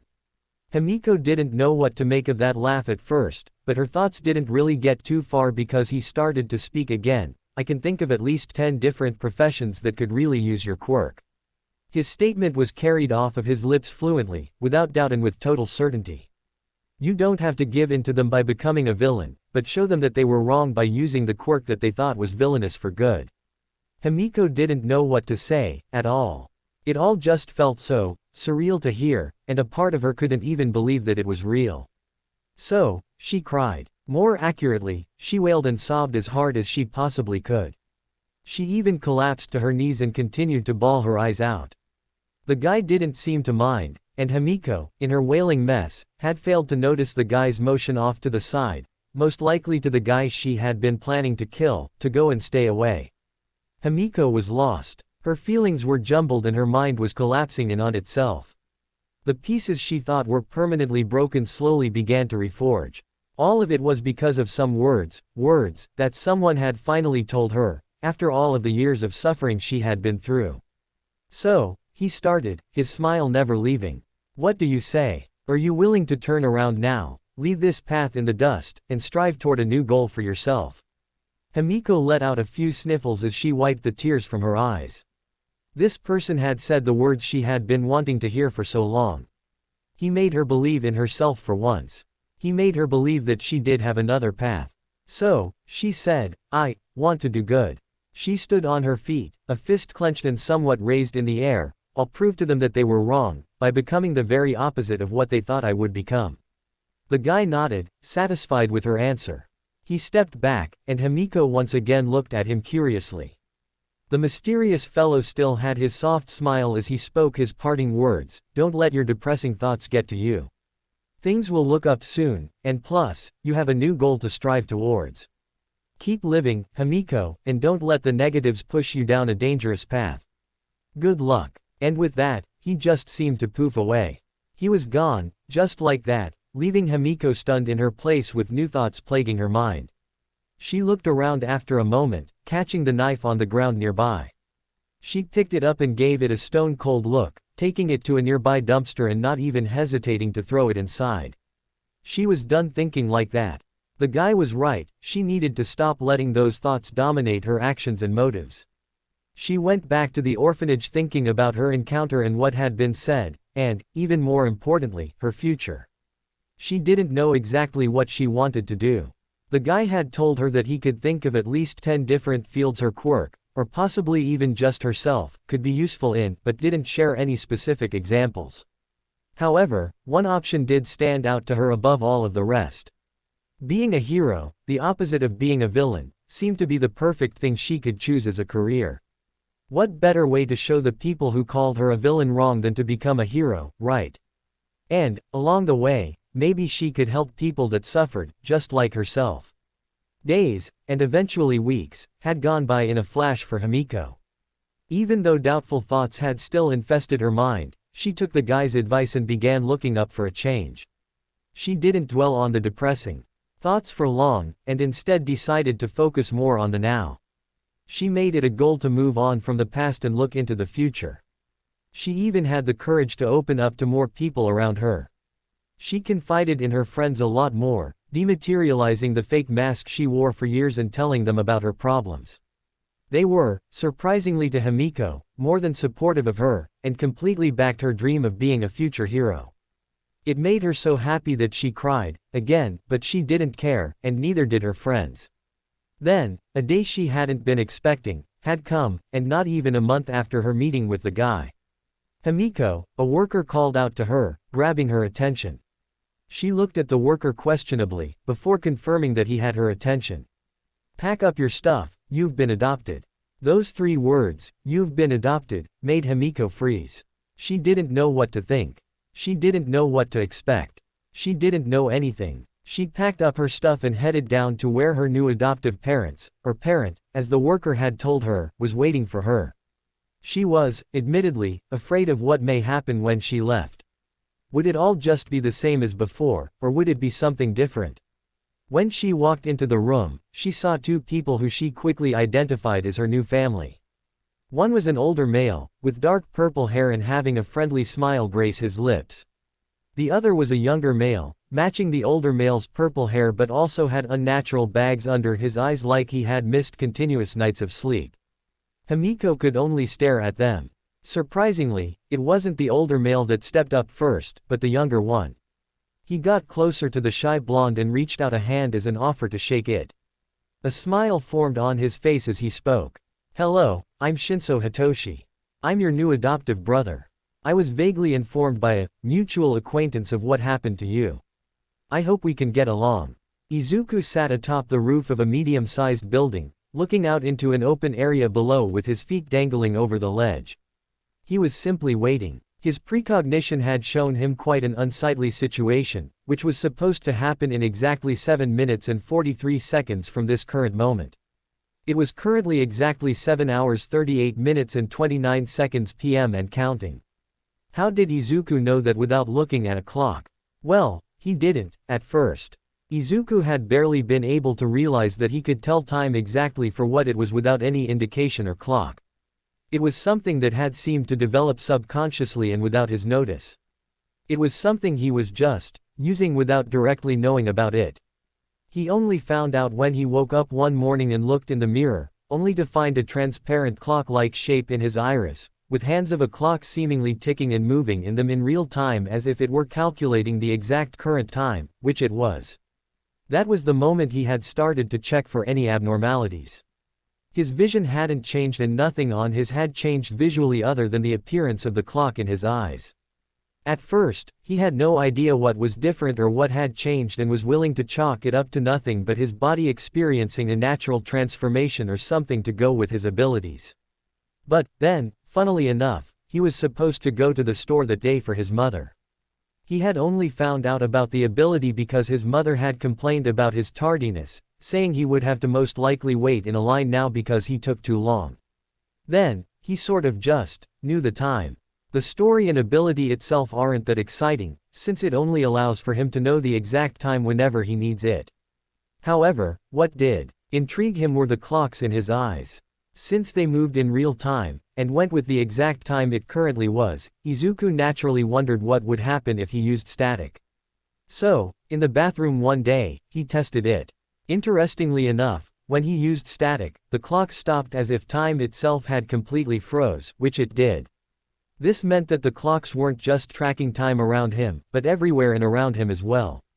In the end, he opted to name the ability clock, since that was all it really was.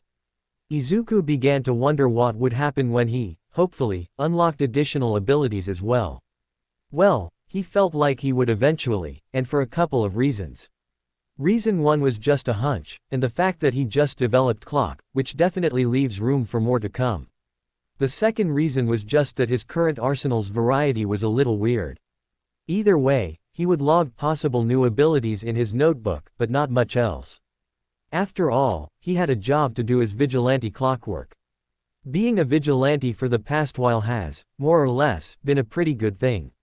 He was happy and proud at the fact, but at the same time quite fearful. He was a pretty well-known vigilante now, too, having shown up in many different places to help with a plethora of crimes. He was well known and admittedly well liked amongst the people. It was needless to say that he was making headlines everywhere. His reasons for happiness and pride are fairly simple: he was able to help people in need. There was already so much he has done, and so many people he's made smile. It just made him happy. He liked to take the two kids he'd met, Himiko Toga and Hitoshi Shinso, as a prime example. He had high hopes for those two, and would continue to keep an eye on them. His reasons for fear are much more complex. The fact that he was such an active and well-known vigilante brought about a lot more danger and attention than he would have liked. Any villain that wanted revenge could easily look into him, and if they were competent they could potentially even find him. It made him uneasy and scared, but mostly for his mother rather than him. He thought about moving away. He thought about just leaving and cutting his mother out of his life so she'd be safe. But the problem was, he didn't exactly have the heart to do that. She would be way too heartbroken, and if he left he didn't even want to consider what would happen to her after that. He shook his head to snap himself out of that train of thought, deciding to focus on some other things. He remembered going online and seeing himself on the front page of some news articles he always followed. He, admittedly, almost fainted that day. He also remembered watching the news with his mother that day and having to hide his embarrassment from her, since he was beat red in the face. After that it became more common and he became less and less flustered when he saw stories about himself. Most of the stuff was positive, which he was relieved to see and hear. Most of the negatives came from biased news outlets and heroes that claimed he was a menace and breaking the law. A big anti-supporter was Endeavor, but Izuku could care less about his opinion. Overall though, he was mostly praised and welcomed by the populace for being such a big help, which surprised Izuku but wasn't unwelcomed. One thing that particularly annoyed Izuku to no end was the fact that, at one point or another, someone had overheard him say his vigilante name. Usually that'd be no big deal, since he was widely known at the time and his name was more or less common knowledge amongst everyday people and even heroes. However, that person had either misheard it or decided the name didn't fit, because later that day he found himself labeled as Clockblocker in a news article. The amount of absolute red Izuku had on his face for the following hour or so was astounding. He was so embarrassed and flushed that he just blanked out. There was absolutely nothing he could do about it. A few days later he came to find that people made a petition for his name to be changed from Clockwork to Clockblocker, with the petition itself having around 7,709 signatures at the time. From what he knew, a lot of people actually thought the name fit pretty well, but most of them were probably just doing it as a joke. But, no matter how many signatures that petition gets, he will absolutely not change his vigilante name to that. Another thing that had happened was the fact that his fans were starting to produce items based after him. Nothing official, but fan-made items and toys were being made by people and getting sold or exchanged to others. They were typically nothing big, maybe some shirts with words on them saying, "Clockwork #1 fan," or something, keychains, and Izuku swore he saw a plushie as well, based around his current costume, which in and of itself was a complete and utter mess. He really didn't know how to feel about that. It was another thing he'd been embarrassed about, but inevitably learned to accept. He couldn't really fathom why he was as popular as he was. All he did was help people that needed help. He really didn't think that everyone would ultimately love him for that. He was doing it for that, after all. All of that aside, he was pretty successful in doing what he needed and wanted to do with his vigilante persona. He suddenly shook his head, snapping himself out of his thoughts before glaring ahead. It was time. He almost expertly maneuvered his way down the side of the building. It was practiced, especially with the amount of times he'd done it since he started being a vigilante. He then began to move toward the place in question. It was just a normal store, but it would soon be the forefront of a possible disaster. Izuku had foreseen what would happen with his precognition. A middle school boy, who had been following a girl from his class all day, would attempt to corner said girl and attempt to get her to date him. She would reject him, and with the amount of stress, heartbreak, and mental instability the boy would have in that moment would trigger his quirk, self-detonation. It was not a quirk to be laughed at. The amount of absolute carnage that explosion could end up causing would stretch for blocks. He was luckily enough to have been in the area to even foresee that happening. Thanks to that he can save the lives of everyone within the nearby blocks. He walked up to the building and started to casually lean on the wall, his right leg bent up so his foot was pressed flatly on the wall and his arms crossed. People who didn't exactly know his vigilante costume would think he's some kind of gangster, and if that was necessary to save lives then he didn't care. He only had to wait for a few moments before the target in question entered the store. His face told Izuku all he needed to know about the guy. Stressed, a tad twitchy and unhinged, among other things did not make for a very great interaction. Izuku visibly scowled at what the guy was wearing, too. A white shirt with bold black letters on it saying, "Clockwork's biggest fan." It honestly disgusted him, but that was something he couldn't dwell on right now. He waited a moment or so after the guy went into the store to follow him. He couldn't just assault the guy without reason, so he needed to wait for the guy to confront the girl. He, once again, didn't even need to wait that long. The boy had easily located his female classmate, because he'd been stalking her all day, and pinned her against the wall. The girl was physically shaking, having been pulled away from what she was doing so suddenly and now pinned and trapped against a wall by a visually unhinged classmate of hers. "I love you. Go out with me," the boy exclaimed as passionately as he could. "Your unrecognized beauty is too much for me to handle. Please, date me." He was now starting a scene as people started to stop what they were doing to look over at the commotion. The girl herself was still shaking, pressing herself against the wall as if to try and back away some more, clearly uncomfortable and afraid of the situation. Izuku also considered the fact that she may not be very socially active either, from what the boy had said in her action now. She couldn't stop fumbling over the letter, her face getting increasingly red from embarrassment and quite possibly a few other things. I can't return your feelings. She was eventually able to tell him what she wanted to say, but not before stuttering a bunch more. The boy's reaction was exactly what Izuku had foreseen beforehand. The boy's pupils visibly shrunk as he withdrew his left hand from the wall. His face and eyes were blank as he glanced slightly up at nothing in particular. "Why?" he mumbled after a moment, his gaze and blank look never shifting. The girl had ended up sliding down the wall, letting her butt hit the floor without much cushion or withdrawal. She helplessly stared up at the boy, still shaking and scared. As suddenly as it could have possibly been, his head snapped down to her, his eyes psychotic and expression blank. He then lunged for her, grabbing the girl's right arm and beginning to yank her toward him. "Why? I'm the only one that loves you. So love me." The girl began to yelp and whimper as the boy kept trying to force her with him, hurting her in the process. During all of this, the boy's skin started to light up in a very unnatural orange, signifying the coming detonation. Izuku found this the most optimal time to do something. He quickly activated static, rushed over to the boy, grabbed him off and away from the girls, then proceeded to knock him out. He deactivated the power after that, which frightened the girl again since he just seemingly teleported right in front of her. The unconscious boy fell to the ground, making a pretty satisfying thump as it did so. Izuku looked at the girl and held out a hand. "Are you alright?" As the girl kind of just stared up at him, Izuku couldn't help but feel a little bad.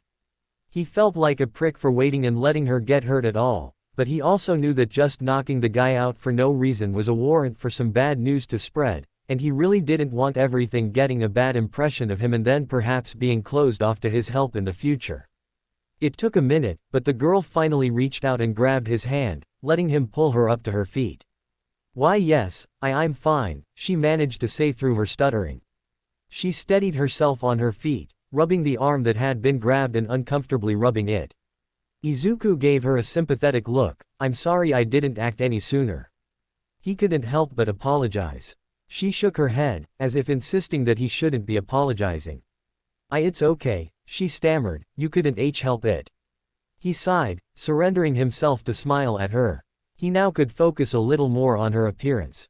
She seemed to be his age, a tad short and thin as well. As for her general looks, she had honey brown hair, curved inwards in a mushroom-shaped bob that reaches just below her narrow shoulders.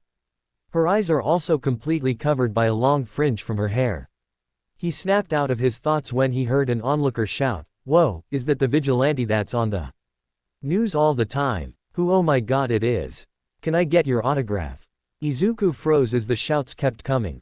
He'd be absolutely swarmed soon, and his ability was still on cooldown. He needed to go. But, before he hightailed it out of there, he wanted to give the shy girl some last words of encouragement. I believe in your future. Keep working on your social skills, I believe in you. And, following that, he sprinted out of there like his life depended on it, leaving the girl a bit shell-shocked. On his way out of the store, he almost ran into a few people, some of which were a part of the forming crowd.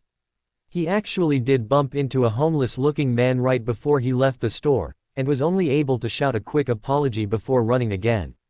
A few people tried to chase him, but Izuku was able to get on top of a building nearby and those people had quickly lost him. He found a place to lean his back on, sitting down next to it and leaning his head back. He disconnected from his precognition for a moment just to relax. Admittedly, being a vigilante was tough, even with his special abilities. He always had the chance of messing something up, whether it be in combat or a blatant action. There was also the fact he was always on the move, constantly putting an end to crimes and the like. Then there was all the attention he got from being as active as he was, which in and of itself was tiring at times. Oh, and he was also in his early teens, let's not forget that. It was all pretty exhausting work, but Izuku regretted none of it. He was helping people, and a little stress, worry, pain, and more was a little price to pay for other people's well-being and happiness. In fact, he was content and happy with just knowing that his actions were producing some form of good. Izuku took in a large breath before letting it all out. It really did feel good to just disconnect every now and again, especially with so much always piling up right after one another. In fact, Izuku's eyes immediately snapped open upon hearing a faint sound. It was faint, but it was there. He reconnected to his precognition as soon as he could. He had barely any time to react after getting his precognition back up before a long, gray metallic strand of something shot at where his left arm was. He was able to move to the side in time, jumping up from his place and reflexively jumping backwards to gain distance, his protective eye shades getting flung off in the process of his sudden movement.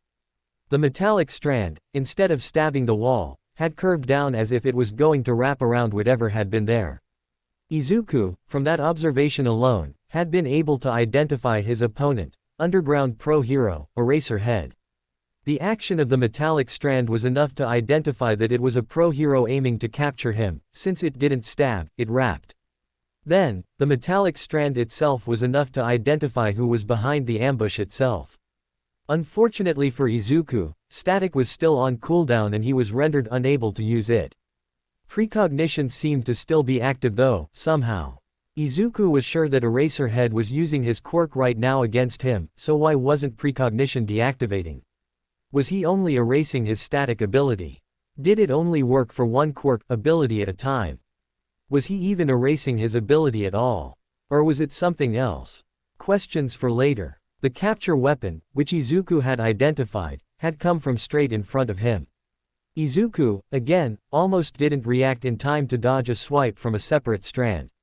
He was able to duck down to avoid it, then he immediately moved to the side to dodge another swipe from the original strand. Those things moved fast, and Izuku would be lying if he said his reflexes were the best. They really weren't, at all. Sure, he had some good reaction time if he knew good information beforehand, but this was an ambush that caught him by surprise. Given the situation, he could only focus on the first few seconds of notice precognition would give him, too, which made things increasingly difficult. Then, suddenly, the strands pulled back. Izuku, from his few seconds of notice in precognition, was able to know that the pro hero was charging at him. Izuku steadied himself and readied his stance to hopefully fend off the hero long enough for static to come back. When the pro hero reaches him, he wasted no time in trying to subdue him. Eraserhead aimed for pressure points and general bodily weak spots, and Izuku was lucky for the first 3 attacks before he ultimately was unable to dodge Eraserhead's sweep of the legs, which made him fall onto his butt. Without any delay, the capture weapon wrapped itself snugly around Izuku's body, sitting him up and rendering him unable to move. Izuku groaned in both uncomfort and dissatisfaction of the situation. Izuku supposed that he couldn't exactly blame himself too much for this one, since Eraserhead was a very skilled and expertly trained one-on-one fighter while Izuku's experience was little in comparison. So, would you like to tell me why you, a middle school kid, wants to play vigilante? The pro-hero spoke, hands on his capture weapon to ensure Izuku didn't escape. Izuku only sighed. He knew Eraserhead wasn't a fool by any means and similarly knew that there was no way he would be able to bullshit his way out of any of the observations the hero made. Eraserhead was a logical man, was what Izuku picked up from the research he did, so the man would, of course, be content to go with his gut and observations. How'd you find me, Eraserhead? Izuku asked, genuinely curious as to how he had been located. Up till now he'd been doing a good job, or so he thought. You just bumped into me in the store, and before that you took care of the guy I'd been following. There were multiple complaints of a suspicious individual matching his description in the past hour, and with his quirk being what it is I was dispatched to deal with the issue. Izuku internally groaned. Of course, that actually made sense. But, he was also confused. He was 100% sure that precognition told him that the boy would explode and obliterate the next couple of blocks. Would Eraserhead not have acted in time? You still haven't answered my question, the pro-hero spoke, his hair which was previously seemingly floating now dropping down. Izuku sighed again. Right, the first question. Why he wanted to be a vigilante despite his clear age being that of a middle school boy. Well, wouldn't hurt to be honest, right?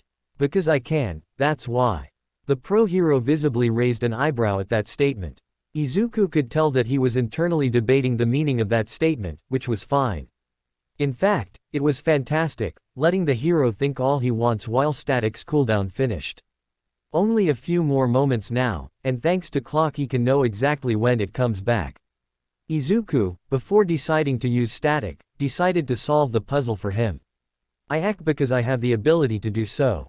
I hate knowing that people will get hurt when I have the ability to stop it. I'm sure you understand. Izuku noticed the subtle narrowing of the hero's eyes. Izuku also heard a fairly faint hum from the hero before he spoke. Even if that's the case, I'm going to have to bring you. And that's where that stops. Izuku activated Static, letting him quickly shimmy out of the capture weapon's fairly tight grip. When he was free, he wasted no time in making a beeline towards the edge of the building, jumping down as fast as he could before Static's time ran out. Izuku swore that he had only just made it away, barely hearing the erasure hero cut himself off. He'd need to be a lot more careful, next time. And with that, Izuku retreated. He needed to look into something, anyway. Shota Aizawa cut himself off almost immediately after the kid in his capture weapon's grasp seemingly poofed out of thin air. Shota incoherently cursed himself for letting his guard down. In the end Shota concluded that the vigilante must have seen his hair drop and took advantage of the opportunity given. Shota, again, cursed himself for that. He'd need to do something about that in the future, maybe cut or tie it so the sign isn't obvious. But still, he had him. He had him. He was right there, in his grasp, and he let him go. That irked him a lot. But Shota couldn't help but ask many questions to himself after the very brief encounter he just had with the vigilante Clockwork. He'd been assigned to the case about a month after the vigilante's first appearance, and Shota wouldn't be lying if he said the experience of hunting him down wasn't annoying. The vigilante was elusive, very elusive, almost too elusive. It was like he knew where he'd be, knew where to avoid, knew where to go to escape without flaw. This played well in part with his many cases. He's solved numerous cases, gotten many different criminals arrested, helped a vast variety of citizens, hell he even tipped the police a few times, all without much of an issue. That's when Shota decided to do research of his own into the mysterious vigilante. So, he did a lot of digging. He went anywhere that could give him information, both in person and online. A lot of people he spoke to were vague or unsure, which he could do nothing about, but the internet was where things really got interesting.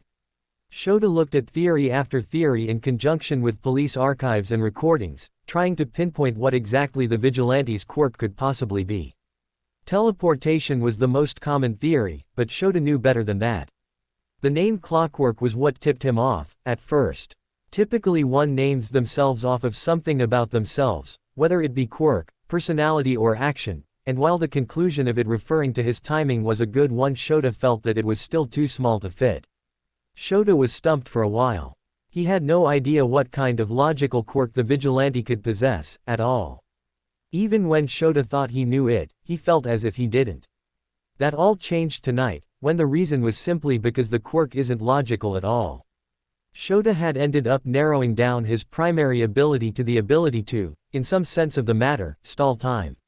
He knew this because he studied footage after footage, carefully analyzing the frames and actions the vigilante did, and found that some actions happened without the vigilante's direct contact. It was a stretch, to be sure, but Shota was fairly confident in it. Shota suspected that the name Clockwork was referring to something a lot broader than what was presented. If it had been a name referring only to his stalling ability, then why not name it something more narrow? That was proven tonight, during their brief little face-off on the roof. Shota had been sure he was completely quiet. The vigilante should not have heard him. Yet, he was able to dodge his capture weapon without even directly seeing it, and then proceeded to do it even more times. Shota knew that wasn't normal, and mixed in what else he had seen, heard and studied also was able to conclude that the vigilante was able to see into the future, to some extent. And to top it all off, when Shota had him in his grasp, wrapped in his capture weapon and staring into his eyes, he saw an abnormal object within them, the shape of a ticking clock, present within the eyes of the young vigilante. That only confirmed everything. Clockwork couldn't just freeze time, oh no, he had power over all of it. Or, at least, that's what Shota suspected. Even if this was the case, Shota would not, tell anyone about his discovery. After thinking about what could happen if he told even a single soul, he knew that it was only the logical thing to do. Villains, enemies the vigilante had made would hunt him, research him and enact revenge in some way. Others may be hungry for the power he possessed, seeking to control or steal it for themselves. Even if he just told the police, it was likely they'd file it away or store it in a digital archive, making the information fall prey to any villain that was smart enough to look. So, Shota would keep the information to himself for now, as he mused the vigilante's possible abilities. What else could he do, was the main question in Shota's mind. Freezing time and seeing the future were very different abilities, not subjugated under one section, meaning that it was likely there were other abilities he was either hiding or hadn't discovered yet. Either way, as illogical it may seem, Shota had a gut feeling that this was the way things needed to be, for now at the very least. The only person he'd tell this to would be. Shota was interrupted from his thoughts by a small ring in his earpiece. He brought his left hand to his left ear to listen in on who was ringing him. I suppose that everything went smoothly with the suspect. The voice in his ear asked. Shota knew that said voice was probably going to give him another thing to do tonight by the tone it spoke in, unfortunately. The police are apprehending him as we speak, Tsukauchi. That's good. Then I suppose you wouldn't mind busting something else tonight. Shota wanted to groan, but he settled with pinching the bridge of his nose. He was tried. Well, he was always tired, but more tired than usual today. He'd been thinking too much about the vigilante, he guessed. With a sigh, Shota responded, I can. Where is this happening? With that, Tsukauchi informed him of the known details and Shota took off. The location wasn't too far from where he currently was, and from his own estimate he should arrive there in only a few minutes. He didn't think much of anything as he ran and swung across the various rooftops ahead of him. The only thing really on his mind was the kid, but there was nothing that could be done now. And if Shota was being honest, it wasn't like they could bring the kid in anyway. The public grew so attached to Clockwork that if they arrested him they'd throw a fit. When he finally arrived at the place, it seemed to be a pretty sizable warehouse. Just from on the roof he could hear a vast amount of commotion inside. There was a small window hatch in the roof, letting the light from above shine inside. Shota glanced down below, seeing a group of around 4 men backing away from a steel door, all seemingly on the defensive and ready to either attack or defend themselves. Holy fucking shit, one of the guys muttered. His breaths were shaky and on edge. I think we got the bastard, another said, a bit hesitant but trying to appear confident. There's no way he's getting out of there. Fuck, man, we messed up, another said. Yeah we did. We're in some deep shit now, so let's just call the heroes to take care of this guy and. A loud, hard pound against the metal was heard and it made the 4 men jump in both fear and surprise. More hard pounds followed, almost like something was trying to break out, but to no avail. Eventually, after a few more pounds, it just went quiet. At this point Shota had heard enough and decided to take action. He silently opened the hatch and jumped down. He landed on his feet in the middle of the 4 men, making them jump and gasp in surprise. Shota wasted no time in erasing their quirks and using his capture weapon to restrain them. All in all, the 4 men didn't put up much of a fight, if at all, and were easily restrained. Soon enough he had all of the men sitting on the floor, restrained with capture tape. They could do nothing but look up at him ashamedly, not daring to look at the pro-hero in the eyes. Now, Shota activated his quirk, his eyes glowing red and hair beginning to levitate up into the air. He found that it was a really good intimidation method, on almost anyone, really. Tell me exactly what went on here, and what the hell is behind those doors. A few of the men began to uneasily breath, with one of them actually nervously gasping for air. Shota couldn't tell if they were just guys that went in too deep, or not. They didn't respond. It annoyed Shota to no end, but from careful observation he could tell that they were panicking. He'd have to wait for Tsukauchi to question them to get anything solid, or anything at all. With no other leads, he turned around to the metal door. He hesitantly looked at it, admittedly unsure as to whether he should open it.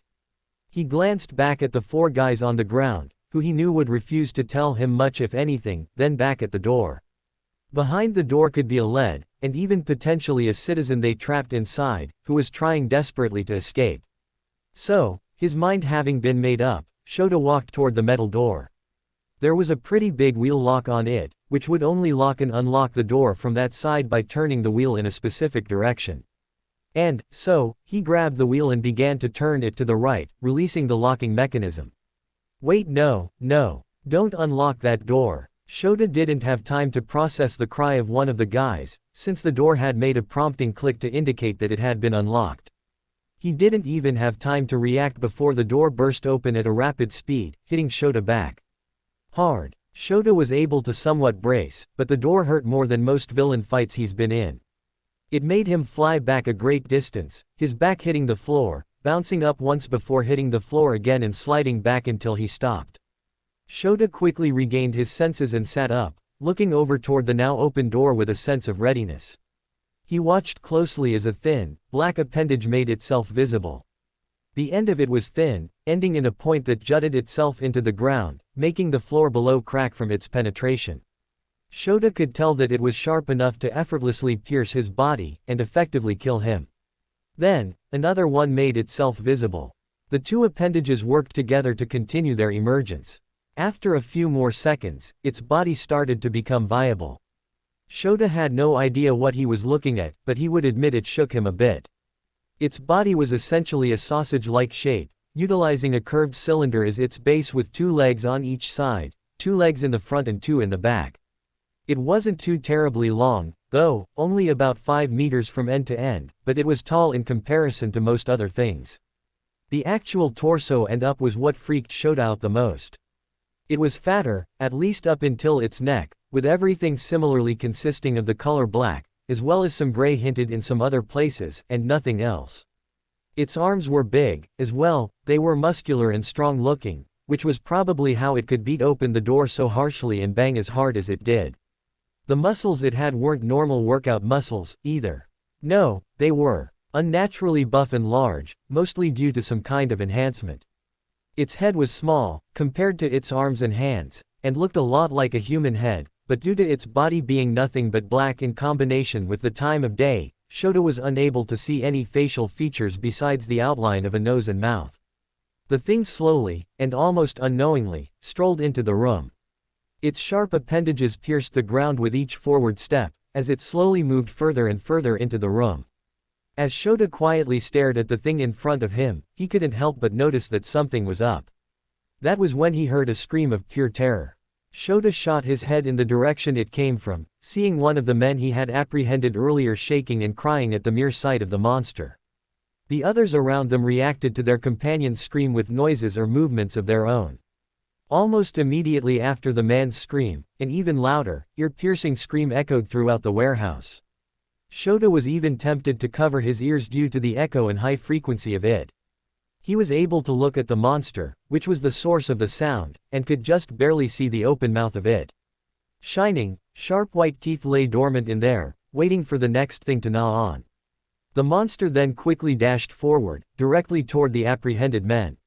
They screamed even more, and Shota was going to act, his capture weapon already moving to his hands and his body moving on its own. "You move, you'll die."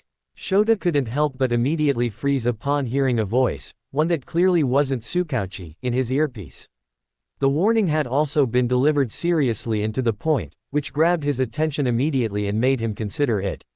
Though he felt disgusted at himself as he watched what happened next. The man that had initially screamed was quickly penetrated by one of the monster's appendages, which then bent in an unnatural way toward its mouth, where the monster proceeded to extend it open to yet another unnatural degree and completely bite his head off. While this was happening, the 3 remaining men were able to scatter themselves around, and, by the time the body had been dropped to the ground, had shimmied their way into their own separate hiding spots, seemingly out of sight of the creature. Shota was the only one left unmoving in the open, staring at the creature. "Do not respond to me after I speak to you." The voice in his earpiece spoke again. Shota vaguely recognized it, but he was unable to piece together who it was or where he'd heard it. Even so, their warning may have saved his life. Plus, it wasn't like he had much of a choice, he would trust them right now anyway. "I'll spare you the finer details, but this thing is a human genetic experiment of some kind. It essentially fused many different people's bodies and quirks into one being, whether they were mutant, transformation, or emitter-type quirks." Shota narrowed his eyes ahead at the monster, which was once again back to almost aimlessly roaming around. He supposed that made sense, since he couldn't possibly imagine that this was a natural quirk or person. It was too inhuman to be that. As he thought, he also observed the creature. It was almost like it couldn't see where it was, or where it was going. "I'm looking into the cause personally, but that doesn't matter right now. This thing, as you've possibly already observed, can only find things through sound.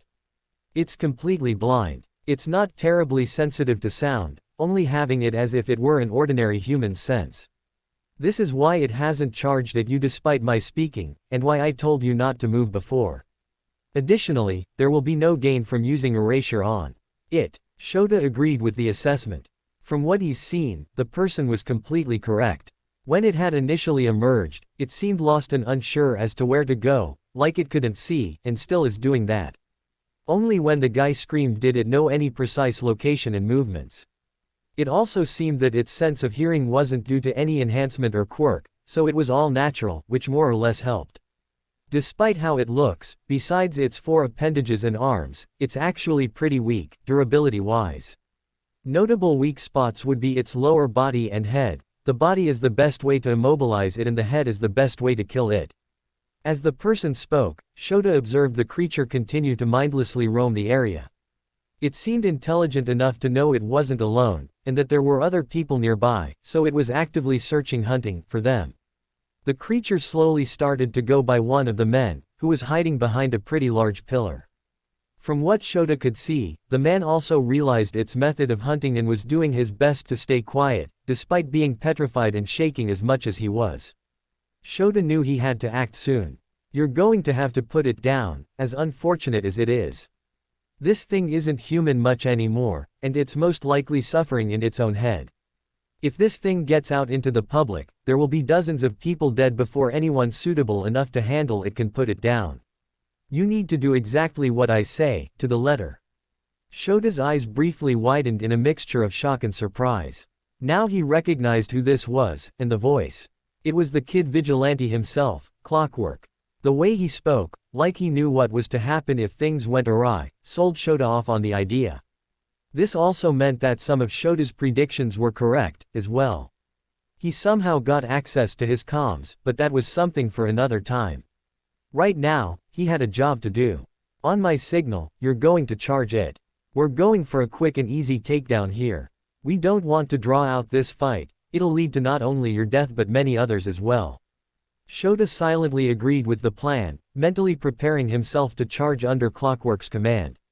He couldn't prepare his body the way he'd like to, out of fear of making noise and ruining the plan. He had faith in his underground hero training to help here, too. Shota merely stood still for what felt like forever, intently watching the creature as it roamed around. It ended up wandering into a more open area, a bit ways away from the pillar it previously stalked around. When the Sazance-like body faced Shota's direction, Clockwork spoke again. Now, Shota reacted immediately, his body moving instantly to his own thoughts to charge the creature. The creature similarly reacted, hearing Shota's footsteps and narrowing his location down. It began to charge him as soon as it let out yet another ear-piercing scream. It had ended up wandering a little ways away, so both of them had to charge a bit of distance. As the gap closed, he spoke again, put an end of your capture weapon in each hand. When it's close enough, slide underneath its body and sling your capture weapon around the tips of the front appendages. Shota immediately understood what he was insisting her do, keeping up his charge as he put two ends of his capture weapon in each hand. When the two were close enough, he collapsed backward and started to slide on his back, barely avoiding a jab that would have gone into his neck. As he started to slide underneath it, he flung the ends of the weapon from his hands toward the appendages. The weapon essentially wrapped and constructed around them tightly, holding a firm grasp on them as Shota slid. Shota let his capture weapon extend itself until he fully emeralds from the other side of the creature, in which he stood up and pulled as hard as he could. The capture weapon pulled the appendages toward its underbelly. A mix of Shota's momentum and strength, along with the capture weapons, was able to make the appendages lose their stability on the ground, sliding back as planned and making the creature almost collapse toward the ground. When the front of its lower body hit the ground, it let out a painful shriek. Shota was already in the process of letting his capture weapon return to him. Dodge to the left, then jump to get on top of it. Shota was barely able to dodge a jab from the creature's back right appendage. After his narrow dodge, he immediately began the process of jumping on top of the creature, once again narrowly avoiding a similar jab from the creature's other appendage. Shota landed on the back of its lower sausage form, preparing to jump again to reach its neck. However, before he could, he failed to notice one of the bulky arms being swung his way, ending with him being hit by it and getting knocked off the creature, flying a ways away. The hit admittedly knocked some of the wind out of him, but Shota wouldn't let that stop him. He recovered quickly, standing up after having been knocked down and staring at his incoming opponent head-on. The creature seemed to have recovered, standing on all four appendages again and once again charging him. Hold position and dodge at the opportune time. Then use that attack to get up. So, Shota waited for the right time. The creature barreled toward him at an almost unnatural speed, before getting right in front of him and coming to a complete stop. Shota glared defiantly up at the creature before him, as its torso began to bend at an unnatural angle and its arm began to reel back. It seemed to learn that jabs didn't work, so it was going for brute force now. When the arm came down, Shota was ready. He jumped to the side at one of the very last moments, and took advantage of the opportunity to climb up the creature's body as he was suggested. The creature had bent an unnatural 90 degrees to commit to that swing, making its head even more vulnerable now. Place yourself between its neck and arms, and use your capture weapon to suffocate it. With the creature's head still leaning down, Shota got onto its back. He firmly planted himself in the location given to him, and quickly began to wrap his capture weapon around the throat of the beast, fighting its hold like a constrictor snake. The creature reacted immediately, shooting its body upward and losing its balance. Its arms attempted to reach Shota, but were unable to bend back enough to do so due to their unnatural muscles.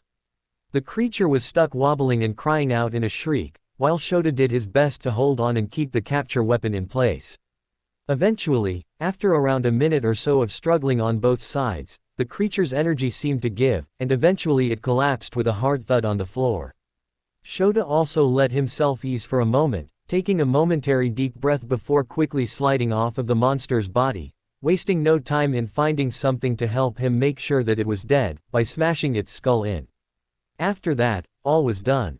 He let himself fall, after using an emergency number to contact Tsukauchi for help. He was tired, worn out, after that. He let himself catch his breath against a nearby pillar as he looked up at the roof, barely seeing a small fraction of a moving figure before it vanished into the night. The three men from before hadn't fled the scene, and instead started helping Shota however they could. Shota didn't know what to think, as he heard police sirens getting ever so closer to them. That vigilante wasn't ordinary, he knew that much. Somehow, he knew that he'd be involved with that damned vigilante in the future. He didn't know why, or how, or in what way, he just knew. Izuku woke up the next morning admittedly refreshed. The previous night's activities were, if one word could sum it up, close. They were too close for his liking. So, after everything that happened, he decided to quickly take his knowledge, evidence, and the like to the police and head home. It was all more dead ends. The creature from the previous night was nothing more than a failed experiment, left to be contained in the bunker for as long as it could live. The guys that had found it last night were just adventurers, not villains, who had just messed with the wrong place. That creature was terrifying, to say the least. Izuku foresaw a lot of different outcomes to the situation, and luckily he was able to guide Eraserhead to the optimal outcome in time. He saw his death, more than a few times. Both of their deaths. But in the end it was all useless. No leads were gained in the overarching investigation, only information that they were doing human mutation experiments of some kind. But, why? Izuku shook his head. It wasn't time to dwell on matters like that, right now. As he entered the bathroom, beginning to get ready for the day, he contemplated his day. It was the weekend, and he could already foresee that his day would be interesting. Not necessarily good, or bad, just interesting. He wasn't sure completely, yet. He decided to just go out for most of the day today, do some day work for a bit, turn in for a while, then do some night work. His mom was going out for a lot of the day, so he'd be left to his own devices. Overall it would be a busy day. With that, he finished his morning routine and promptly dressed in his interestingly made vigilante outfit. Just as he was about to leave, his head began to become mixed. It was his precognition ability. It was like it was messing with his head, with images of the future shifting and jumping without any cause or reason. Izuku tried to narrow it down, but his head began to throb and hurt into a migraine, forcing him to stop using the ability. As soon as he stopped using it, his head began to ease up and settle down. Confusion overwhelmed him in that moment, being unsure as to what to do. The only thing he could think to do was investigate it. In his head, he saw the epicenter of where the change occurred. A run-of-the-mill alleyway in Musutafu. He headed out, using rooftops to get to his desired destination, doing his best to navigate without his precognition active, on guard at all times for anything that could happen. Eventually, he made it there at the time he foresaw the oddity happening. He sort of just stood in the opening of the alleyway for what felt like a few minutes. Izuku was just confused as to what to do, or what was happening at all. But, he kept waiting, knowing something was to happen momentarily. Then, not mere moments later, he heard a sound. Further down in the dark alleyway, he heard the sound of faint, rapid steps coming closer and closer to him. He looked, more like narrowed his eyes, down the alleyway, on guard to whatever may approach. But, a few seconds after, he merely saw a little girl clumsily and hurriedly running from what seemed like her life. When she saw him, it was like she had the courage to go faster. The girl had bluish, off-white messy and unkempt hair that parted in the middle of her forehead. A horn stuck out of the right side of her forehead, and her eyes were wide and innocent looking, consisting of a bright red color. The clothes, if you could even call them that, were no better than how she looked, with bandages covering various parts of her body. As well, when she reached him, she grabbed his leg for dear life. Izuku could feel the tightness of her little hands on his leg, and he could essentially absorb the fear and desperation from her as well. He bent down, trying to get to her level. She looked up at him, sadness and a plea for help in her eyes. "Please, help me. I'm sorry for my daughter. She can be clumsy at times," a new voice spoke from further down the alleyway, concealed by the darkness. Footsteps were heard once again, and the little girl that clung to Izuku began to shake uncontrollably. After a moment, another figure emerged, wearing a weirdly designed plague mask. Izuku could sense the deceptive and menacing aura from him, tempted to just glare at him, but kept his composure. "I thank you for finding her, hero. However, I'm afraid we're running late to a very important appointment." Izuku could only stare up at the newcomer in front of him. Izuku had a lot of bad vibes from him, and he didn't question them one bit. He knew that this man, whoever he was, wasn't someone he should just brush off. There were a lot of signs that led up to that definitive conclusion. For one, there was just this menacing aura around him, one that Izuku subconsciously feared. 2. The girl was an obvious indicator. If her behavior didn't already show any signs, then her condition did. Izuku felt like he had to do something, but he didn't know what. He was in a situation he really couldn't quite shimmy out of, at least not right now. Precognition wasn't working properly, and it hurt to use, so that was out. The only thing he could rely on now was static, but he didn't know exactly how effective it would be in this situation alone. So, Izuku would have to play his cards very carefully. It's quite alright, sir, Izuku responded, standing back up straight, out of his crouched position. As he moved his head up to face the man, Izuku could vaguely see the shocked and pleading eyes of the girl. It broke his heart, but strengthened his will. Can you be so kind as to inform me of what appointment you must attend? It is no trouble at all, the man spoke. Izuku had to give this villain credit, he was a very good actor. Had the situation been different, Izuku may have easily mistaken him for a professional citizen. We're on the way to a special doctor. As you can see, her condition is less than ideal, and we were thinking of treating her. Izuku barely caught the man's slip-ups. They were subtle, but noticeable. For one, the way he spoke of her condition was off-putting. It was like it was some kind of mere inconvenience in the light of something much bigger. There was also the way he spoke of this doctor, and how he only was thinking of getting her treated. Things weren't right, at all. What happened to her? Clearly these wounds aren't ordinary, and were inflicted carefully by someone. Do you know anything about that? Izuku barely caught the man's eyes shift into a glare for a second, before softening out and returning to one of mock normalcy. It irked Izuku, and he was really fighting himself to not attack the guy, but he kept up his professional facade. She was involved in a rather unfortunate accident. You see, we were just attacked by a mob of misfit bandits. I was able to ward them off, but they were able to do a number on my daughter. Izuku called bullshit on that immediately. There was no way in hell, that this guy warded off a band of bandits, came out without a scratch, but they were able to do a number on the little girl. If that story was the case, this guy was either some kind of coward, or he let them do what they wanted to her. Either way, he couldn't just ignore the situation. Nothing added up. Before Izuku could comment again, the man spoke once more. Now, come along, Eri. As the girl turned her head back to look at him, tears filling her eyes, he started to move his hands closer together.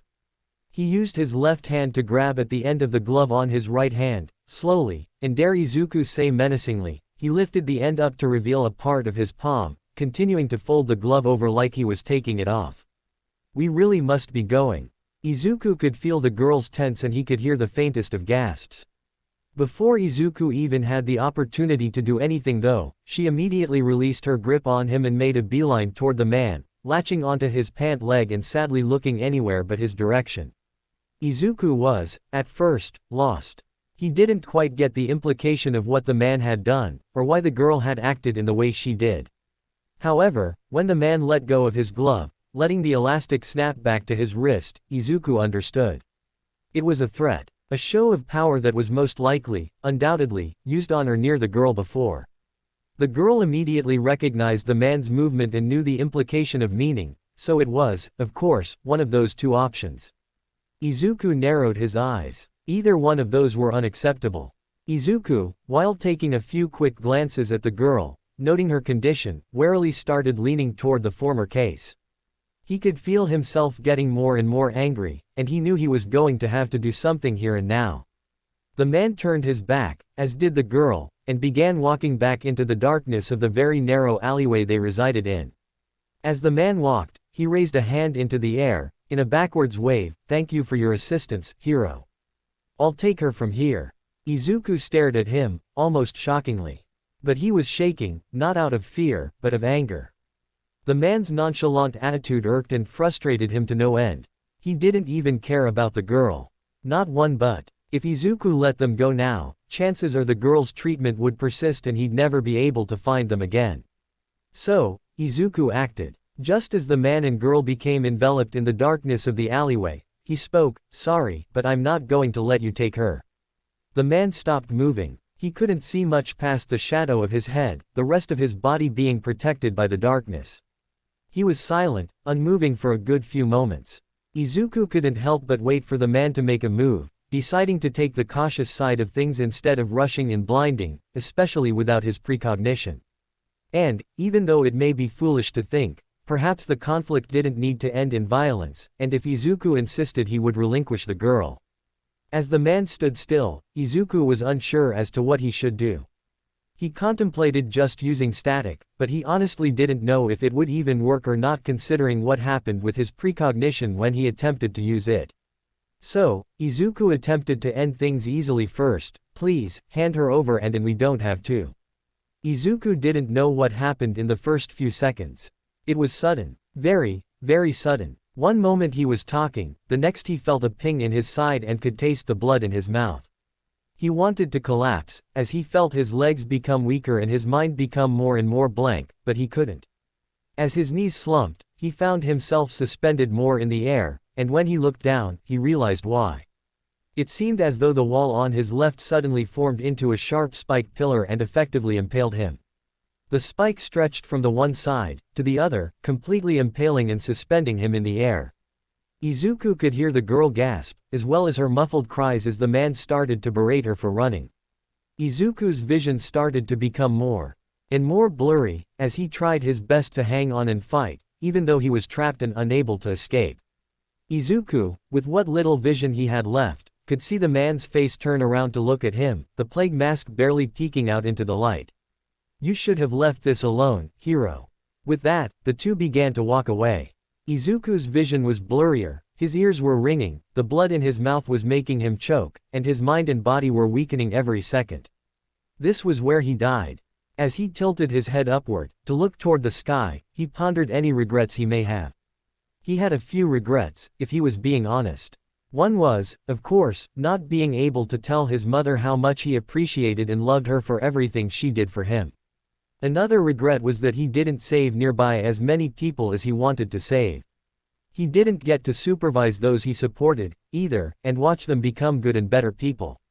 And, his last regret, was not being able to save this girl, and letting her succumb to her torturers again. That was all he could think about as he gave his final breath. Izuku opened his eyes with an almost gasp. He could feel again, everything was normal. He quickly looked at his surroundings. He was back in the alleyway, and there was a tight grip around his leg.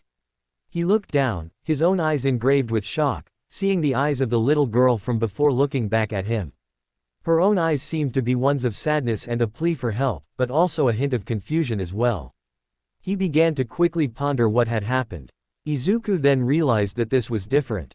What had happened before had been something very, very real. Everything he felt was just too real to be some kind of obscure vision, or foresight. There was also the fact that things had very obscurely changed. The girl's eyes were displayed in a different fashion from what they were previously, for one, and two, she didn't say what she had said before. As Izuku pondered the changes, he heard the familiar footsteps of the second comer. I'm sorry for my daughter. She can be clumsy at times, the man spoke, just like before. Izuku grit his teeth almost immediately. No chance he was making the same mistakes as last time. I thank you for finding her, hero. However, I'm afraid. Izuku wouldn't let him finish, quickly activated static. Izuku quickly lowered the upper half of his body, arms scooping under her and picking her up. Her body lost the static look as her time resumed. She looked at Izuku, and the environment, scared and baffled yet curious at the same time. Izuku made sure to secure her in his left arm, before sprinting forward. Using his momentum as an advantage, he wound his right arm back, his hand already clenched into a fist, and when he was close enough rocketed his fist straight at the man's face. Over the time Izuku had used static, he ended up learning quite a few interesting things about it. Static, to Izuku, was such an interesting yet extremely complicated ability. It had plagued his mind for such a long time while he practiced it, initially, thinking of all the different possibilities of use there was for it. He had experimented with such possibilities, and if one way of trying didn't work, he tried another. To this day he was sure he was still missing something deeper about the ability. But one of the things Izuku had learned was that nothing, not a person, nor an object, could be damaged when time was frozen. Essentially, any kinetic energy that collided with an object or person would be rendered null, just stopping or extinguishing itself. He didn't really know the mechanics behind it.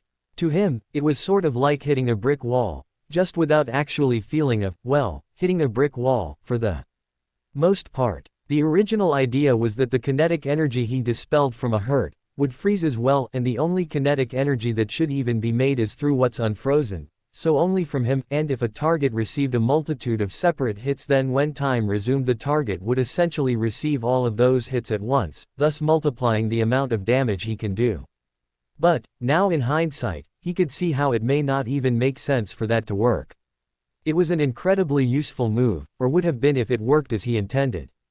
Unfortunately, it seemed that this type of tactic was out of his reach, for now, but he did have some idea on how it could possibly be done, just through a different method. Izuku had also discovered that he could unfreeze people, if he wanted to do so, and was in physical skin-to-skin contact with the person or thing, in addition to objects.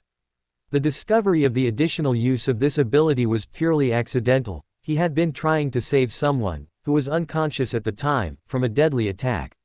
He had rushed to save the person with static activated, intending to deactivate the ability and move them as soon as he got there.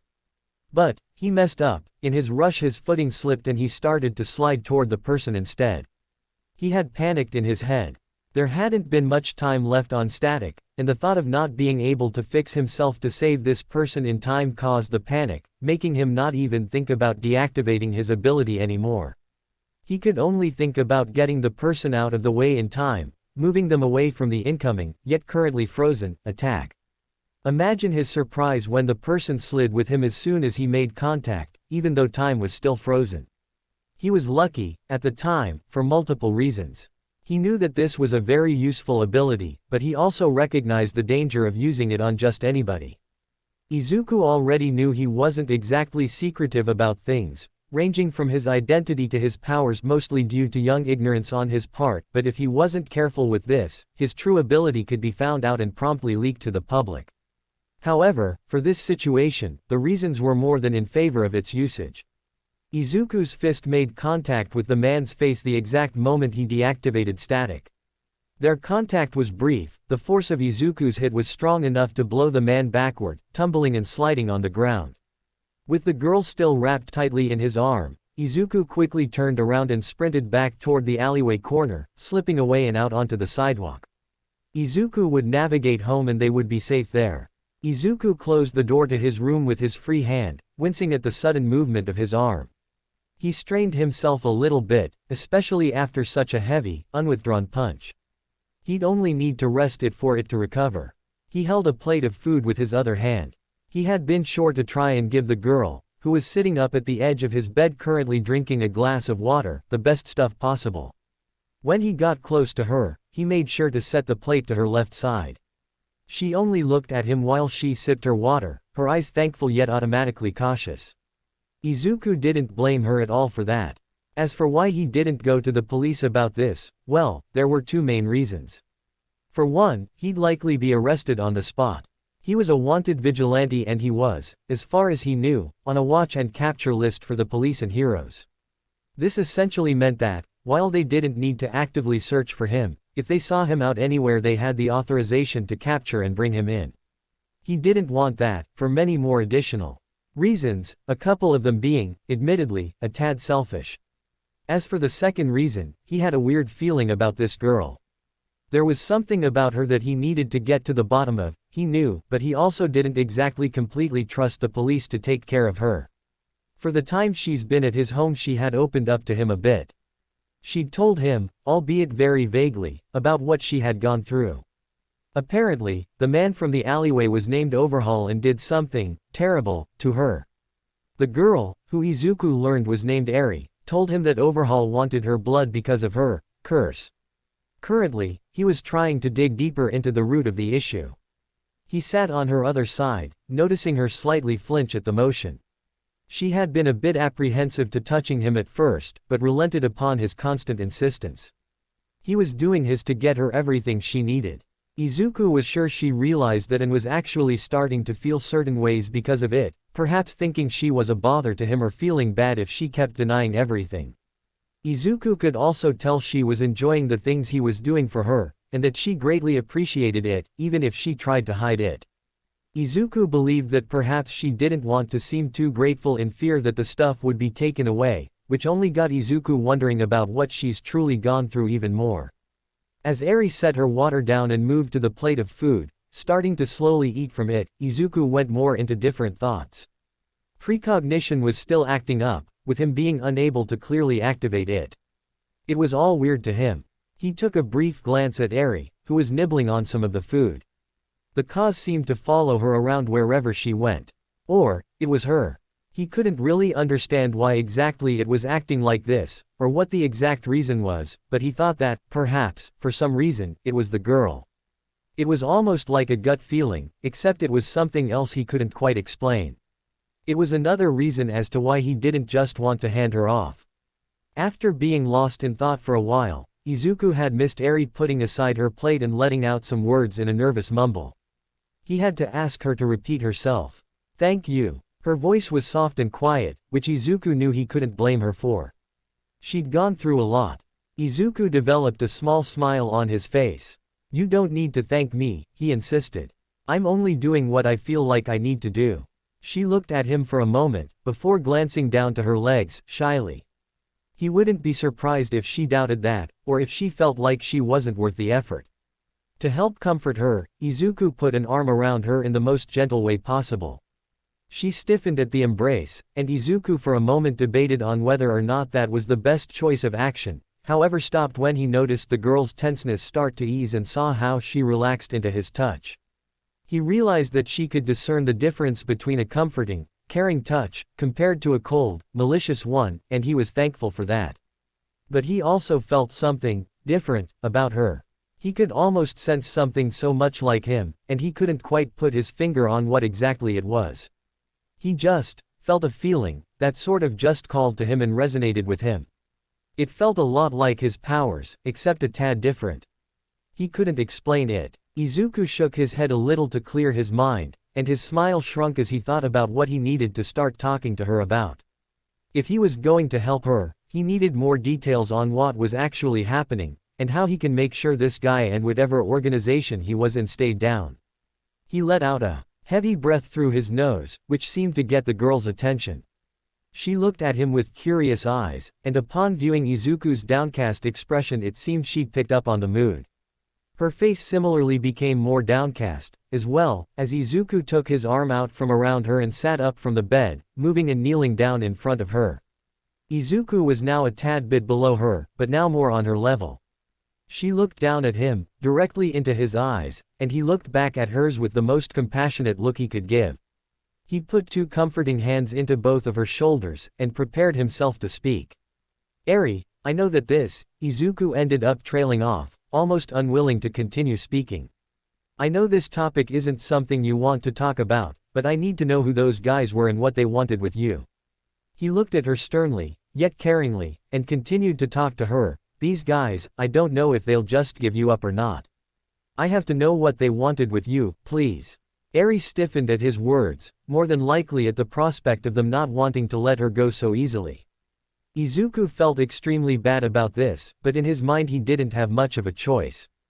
Precognition, being down, will not inform him of nearby or coming danger, so knowing if they'll start hunting her down would be a good start in knowing what actions they should take regarding their safety. Izuku could feel the little girl start to shake, and hear her breathing become a bit hitched. He slightly increased his grip on her shoulders to carry a feeling of reassurance across to her. It seemed to work, as well, as she almost tried to fold into his touch, like it comforted her.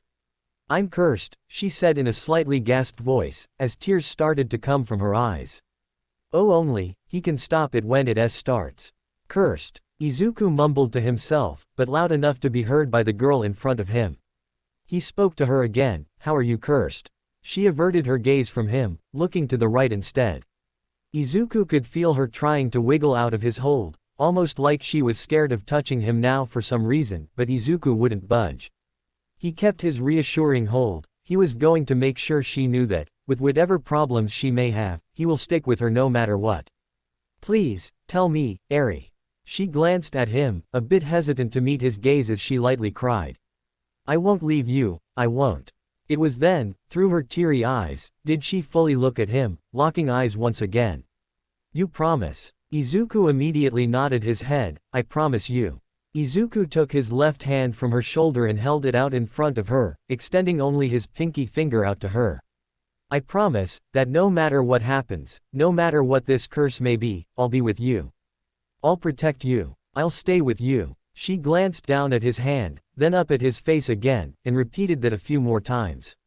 Izuku knew that she was just trying to comprehend the meaning of his words, and if he meant them. The determined look on his face helped convince her that they were, as she looked at him and spoke once again, and no matter what.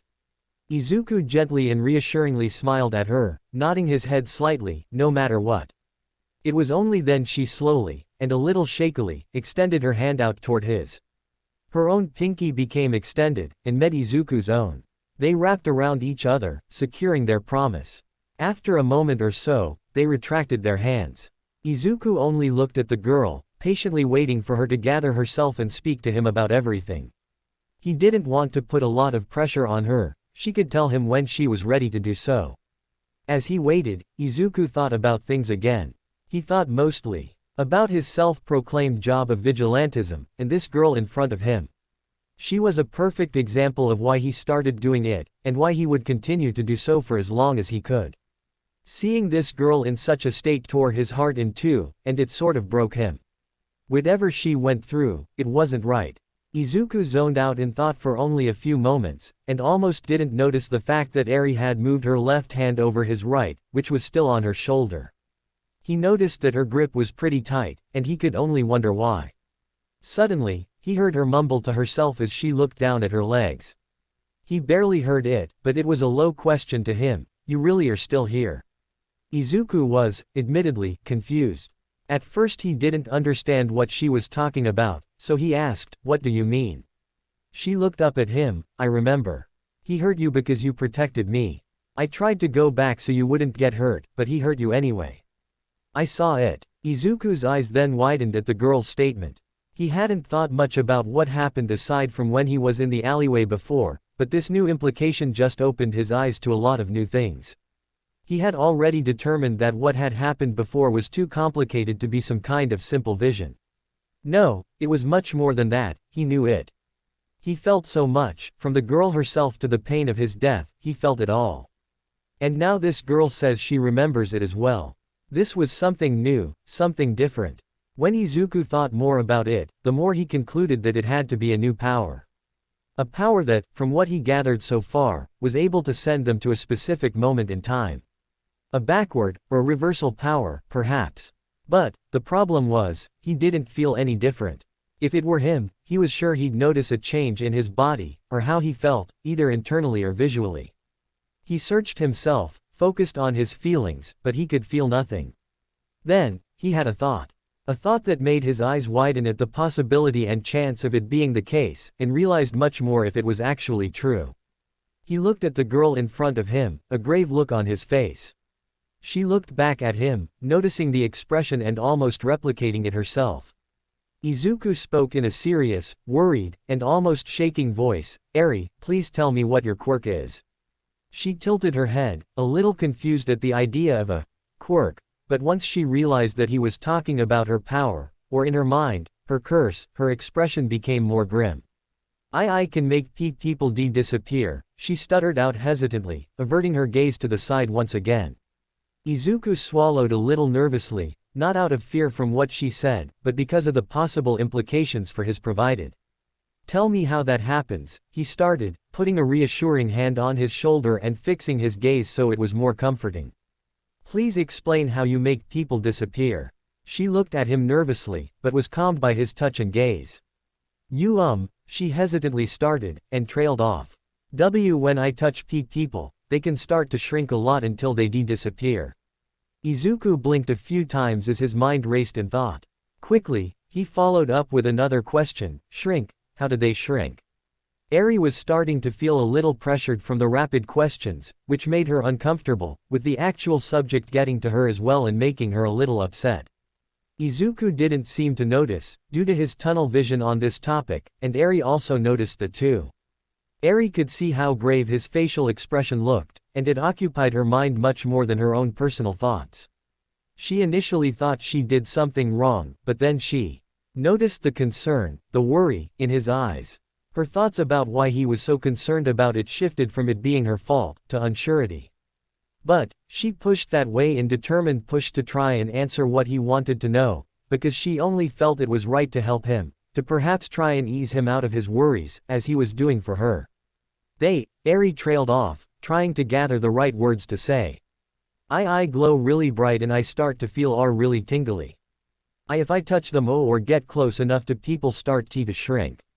They look smaller, and different, until they're a little baby. Izuku's mind was racing. This was almost just unfathomable, no, unbelievable to him. Are you sure? Positive. She quickly nodded, as Izuku blinked to himself a few more times and averted his gaze toward the floor, thinking to himself.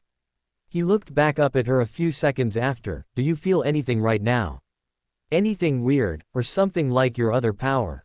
I don't know. Please, Eri, Izuku spoke lightly, yet seriously. Please Eri, I need to know. Eri nervously nodded, and gulped slightly. She closed her eyes, probably to better concentrate on searching within herself for any irregular feelings. Izuku felt bad about pushing her to do this, but if his thoughts were correct, it was an unfortunate necessity. I feel tingly. She questioned herself, her eyes opening. She looked at Izuku, studying his expression to see if she had answered correctly. But seeing how it hadn't much changed, only shifting into more of a questioning, or curious, gaze, she decided to explain a little more on her own.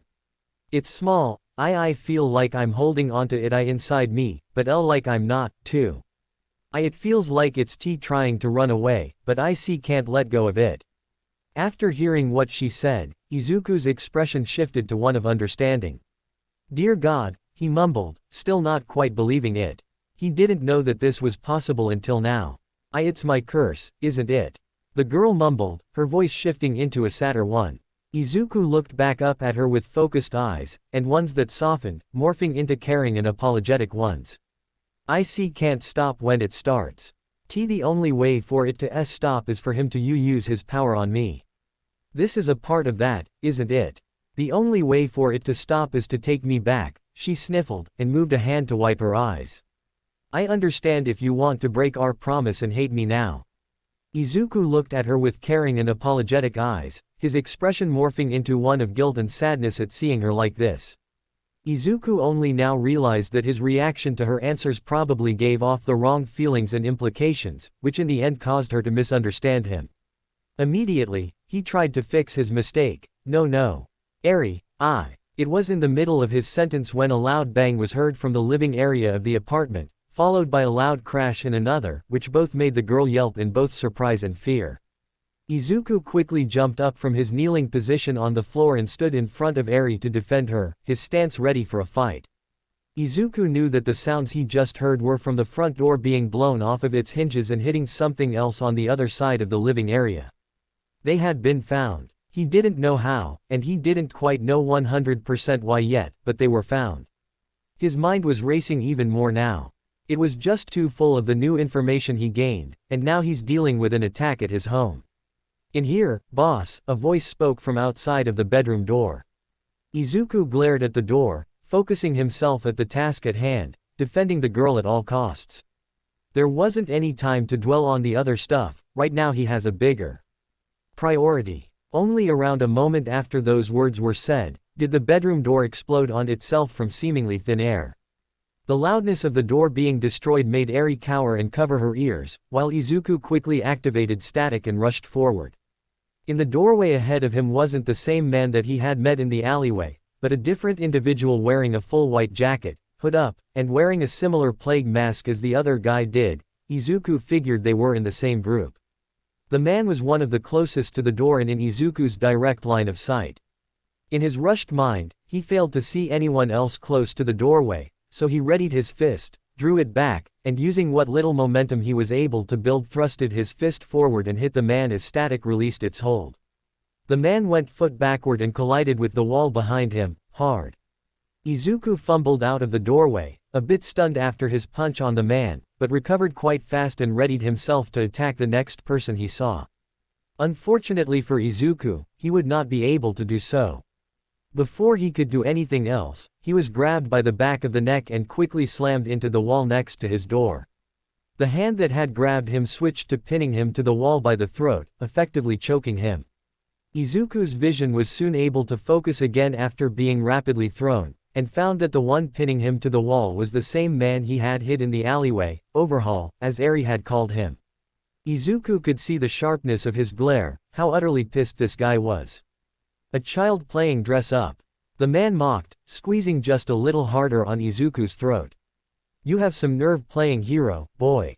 He paused, glancing down at his ally on the ground, before looking at Izuku again. Your lucky Chrono took the hit, or else, I'm not entirely sure I'd have my restraint at this very moment.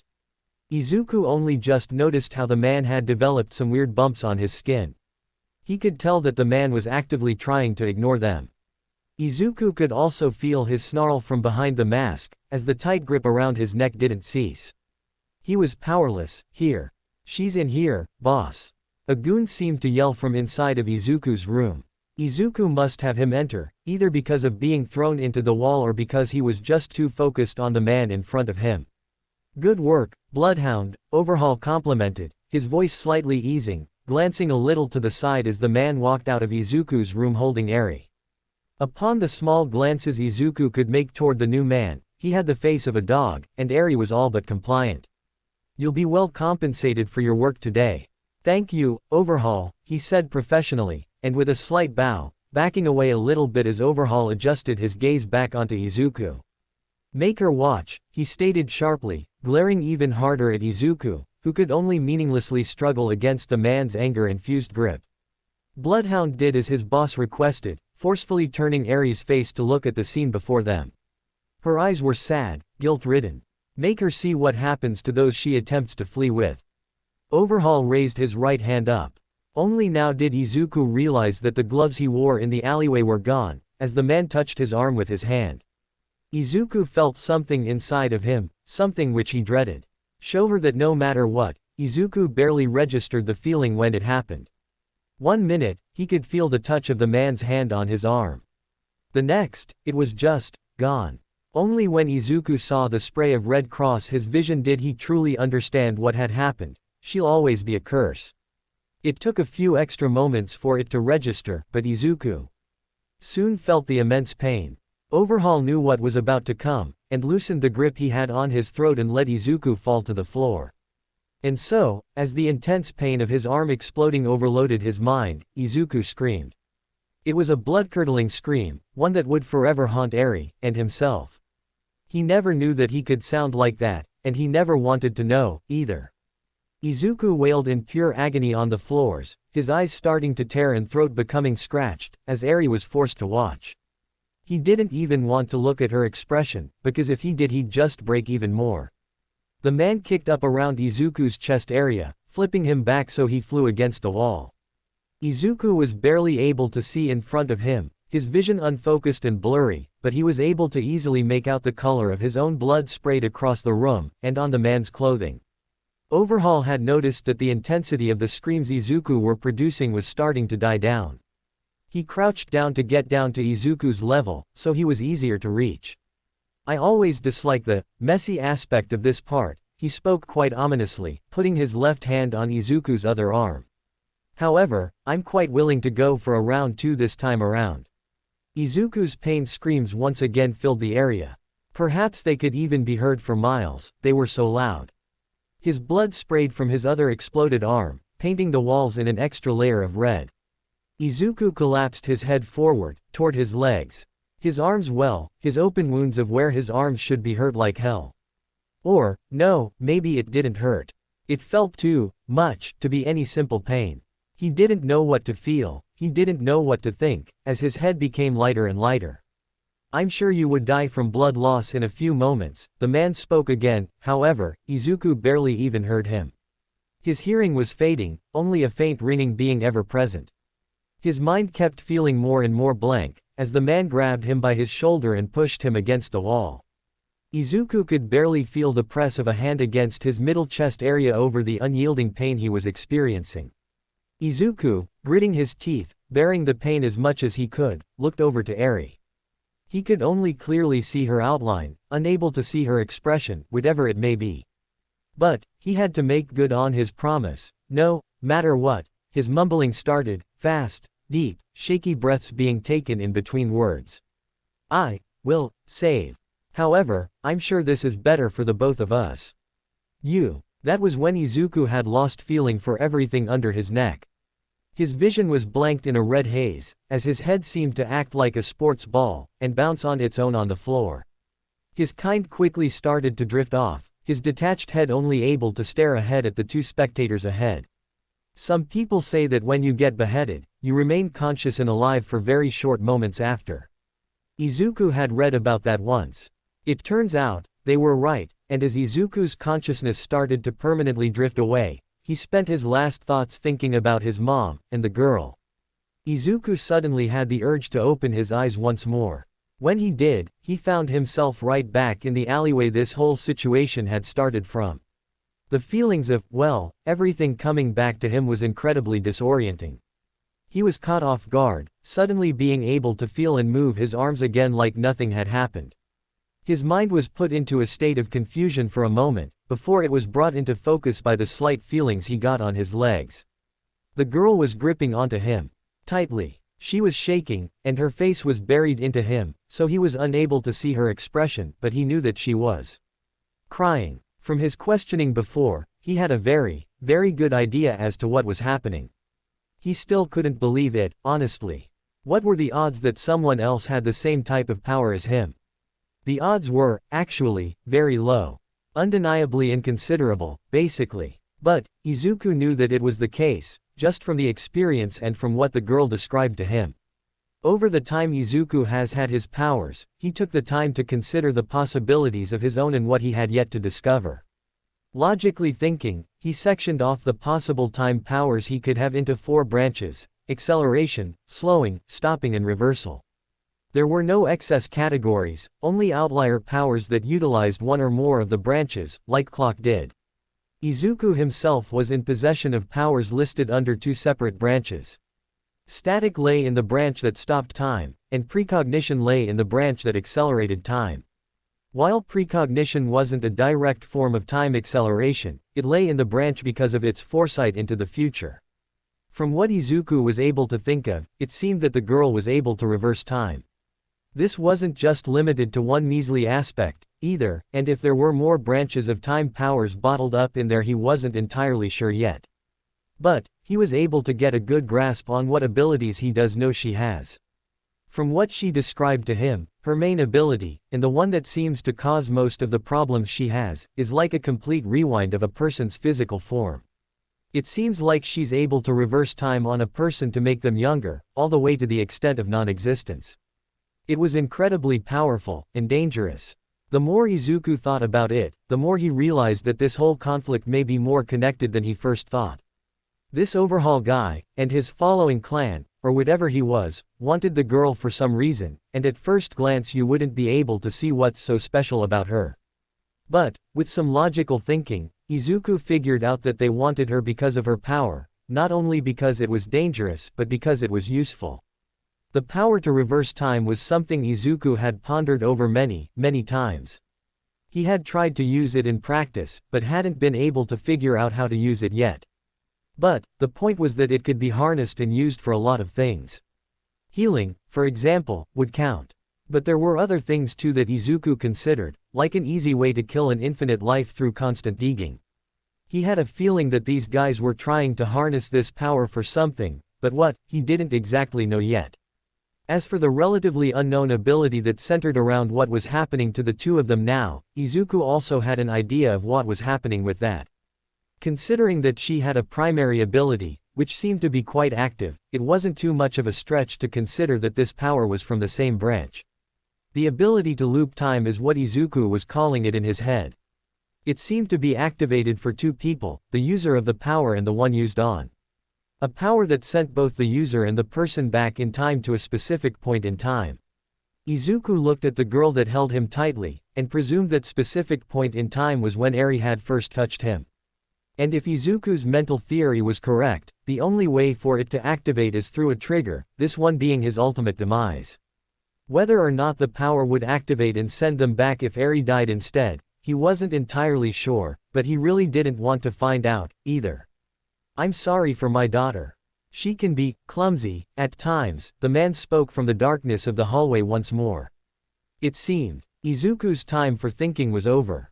Izuku looked up and visibly snarled at the man, disgusted at him and showing how much he admittedly despised him. Eri stiffened, he could feel.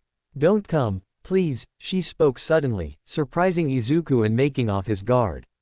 She took that advantage to quickly turn around and sprint back to the monster that would immediately impression her again.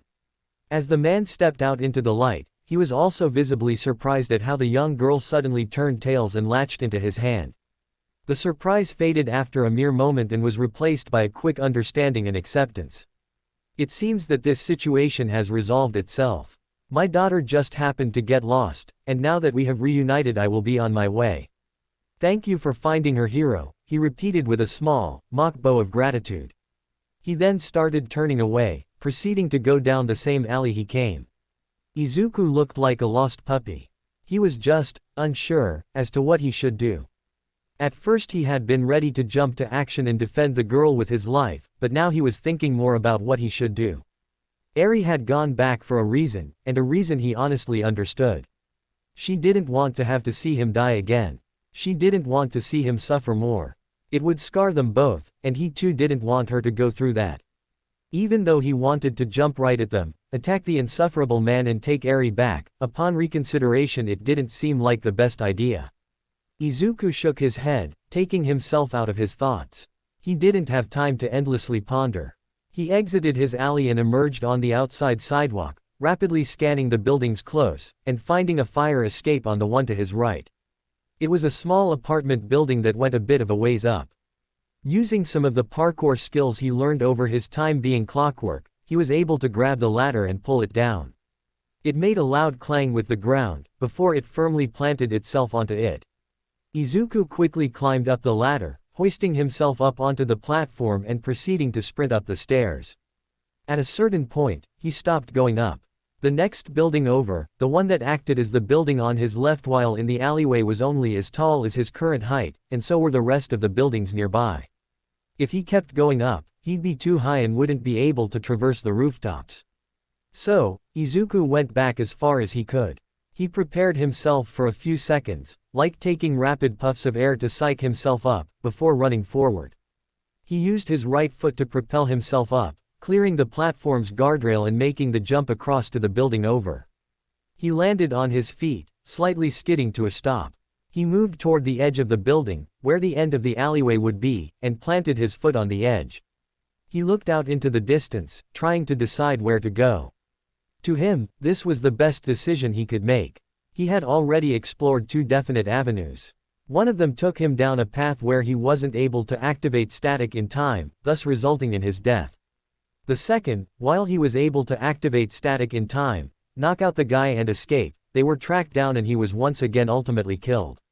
This told Izuku two things. 1. He would be outmatched in a fight.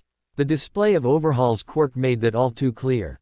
Not only did it seem like he was able to manipulate the matter of objects, but living flesh as well. That was a highly dangerous quirk, and there would be no way that Izuku could beat him in an upfront fight. The second thing was that, even if he took the girl and ran, they'd just find them again through her scent. Overhaul seemed to have someone with a quirk that could sniff out and track down anyone's scent, like a bloodhound, like the man's name from before suggested. Even if he took her and ran, they'd just find them. There were too many risks and complications that way.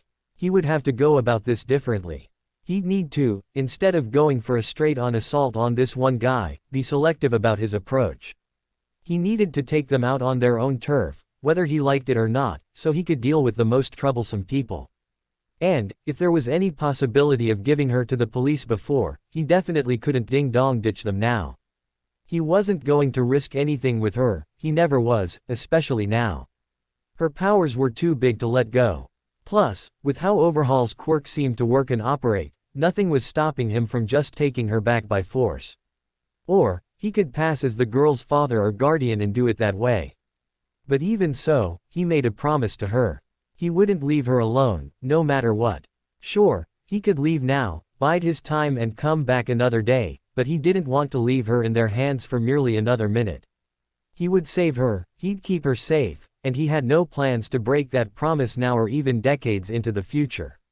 Even if he had to die hundreds of times, he'd accomplish this goal. First, though, he had to find her again. The man had quickly departed, leaving Izuku lost as to where he should go. The thought of using precognition found its way into his mind, but he doubted its usefulness here, both in the practical aspect and the fact that it wasn't even working. Even so, he gave it a try. He allowed himself to become engulfed into his precognition ability, and to his surprise, he found himself gifted with the foresight he was used to seeing. He, at first, wondered how it had suddenly come back. This entire time, or past this time technically, it hadn't been able to work. That's when he realized it. The reason as to why precognition wasn't working wasn't because of a what but because of a who. Eri, of all people, was causing his precognition to falter. He thought about it for a few moments at first, wondering why exactly she ultimately affected his foresight. Then, he had another realization. The reason that he believed was the case was so simple yet also so possible the case. Just because she was another time user, just because of that caused interference in his vision. He thought about it hard. His own worked in a very interesting way. Precognition was an interesting power in it of itself, with an equally interesting function. It allowed for him to view the future, but that future he saw was never something entirely set in stone, and could be easily influenced, altered and changed by his actions. Izuku's line of thinking revolves around this. If Eri has similar time manipulating powers as him, which she does, it isn't so far-fetched to say that she has a similar, if not the same, precognition ability as him.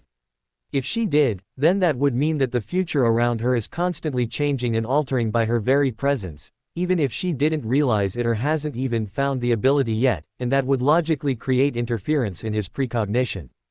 The reason why his head was so mixed and the future seemed so jumpy, was because Eri had been altering it herself, over-exceeding how many outcomes there could be and essentially overloading the ability.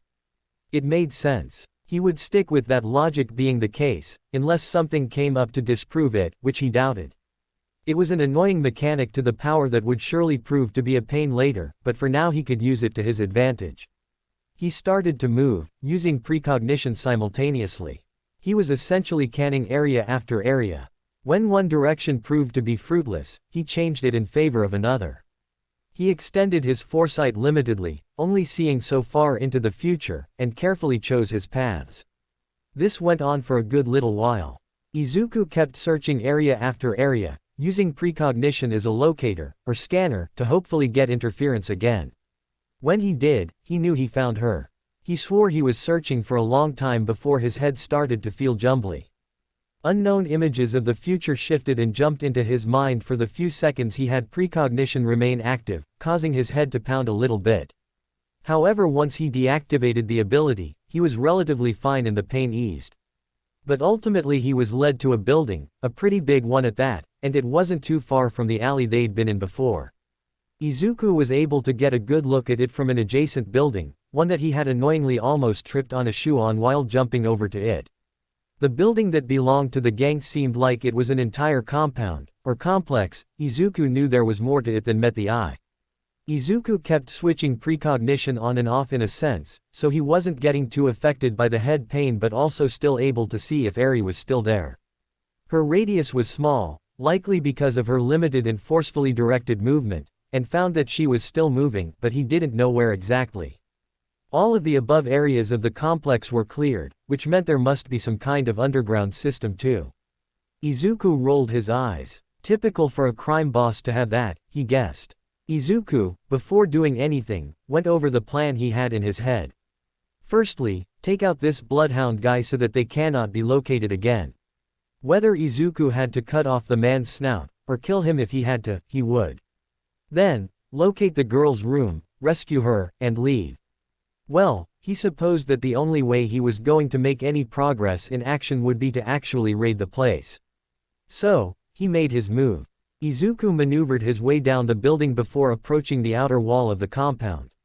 After scanning around the area for a moment, he began to stealthily parkour his way up to the top, flipping himself over it once he reached it and silently landing on the ground below. There were armed guards everywhere. Precognition was coming in really handy here, since Eri seemed to be out of its range, and allowed him to figure out where a lot of the guards were. They were in sneaky spots, too, some in completely hidden areas or sniping positions. The main entrance seemed to be a no-go. There were just too many guards. If he charged in without using static, he would die, which cut off his precognition feed up to only that point. If he used static to get by, he wouldn't know what was inside, because precognition annoyingly doesn't take into account his intent to use static. He would just have to figure out another way inside. He stealthily, and a lot of time narrowly, avoided the guards around the outside of the building as he creeped around the perimeter. He soon came across a fairly small, but big enough window, a little high above the ground that was safe enough to enter without dying. He went back a little bit, preparing himself for a jump. Izuku ran forward and made a high jump up, grasping the window frame and quickly pulling himself up and inside, landing on the floor in a not-so-fancy fashion. It was only now he realized that he could actually be charged for breaking and entering, plus kidnapping from what he'd eventually do later. He mentally groaned. He picked himself up pretty fast, not even bothering to recognize the esteemed and fancy bathroom he had fallen in. He used precognition to scan around the area, finding that the inside of the building was a lot less guarded than the outside and allowed for much easier travel.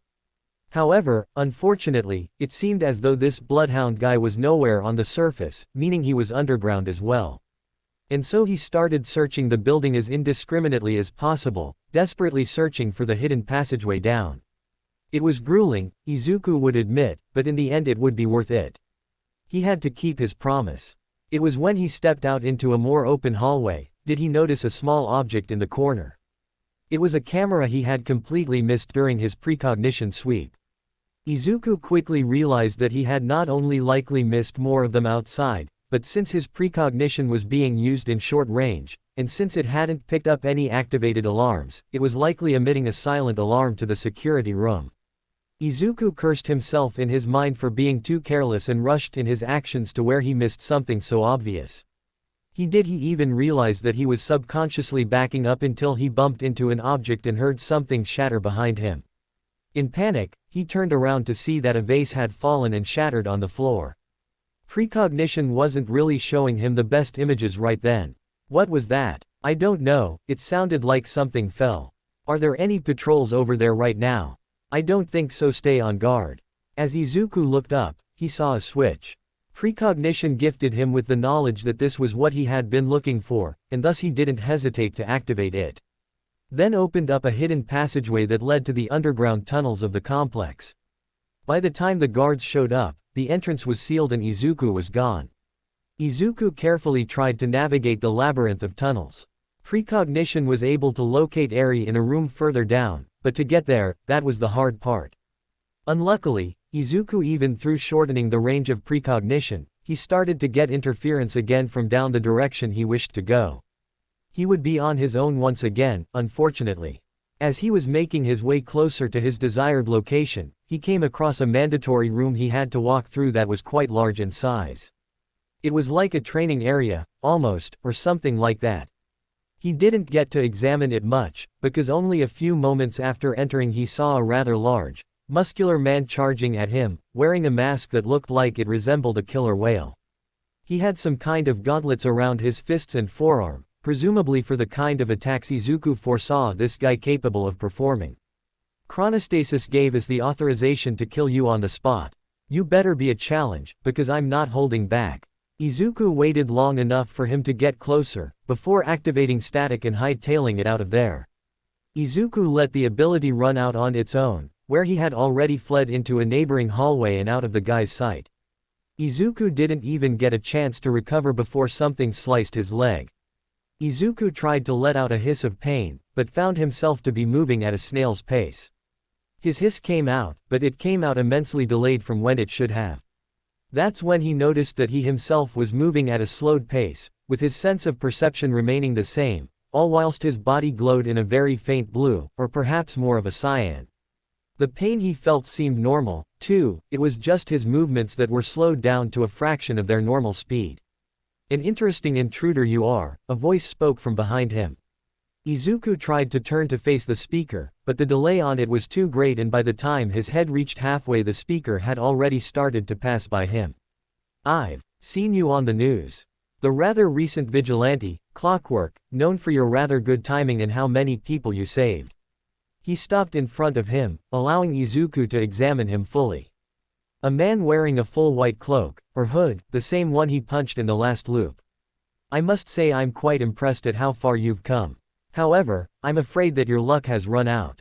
The man held a gun up to Izuku's head, while he could only watch as his movements slowly tried to get out of there. "I do hope you enjoyed your life, and that you are satisfied with the amount of people you were able to save. Goodbye." Izuku felt a sharp pain pierce his forehead, before it just vanished, along with everything else. Izuku, once again, found himself back in the alleyway. He did an unconscious deep breath, as he moved his arms around a bit. Back to normal, again. He felt a tug, and he looked at the girl to see crying, curious eyes. She knew he had died again. She didn't know how, but she knew he did. Izuku felt bad about that, immensely. It was too long before Overhaul revealed himself and started his speech for the fourth time now.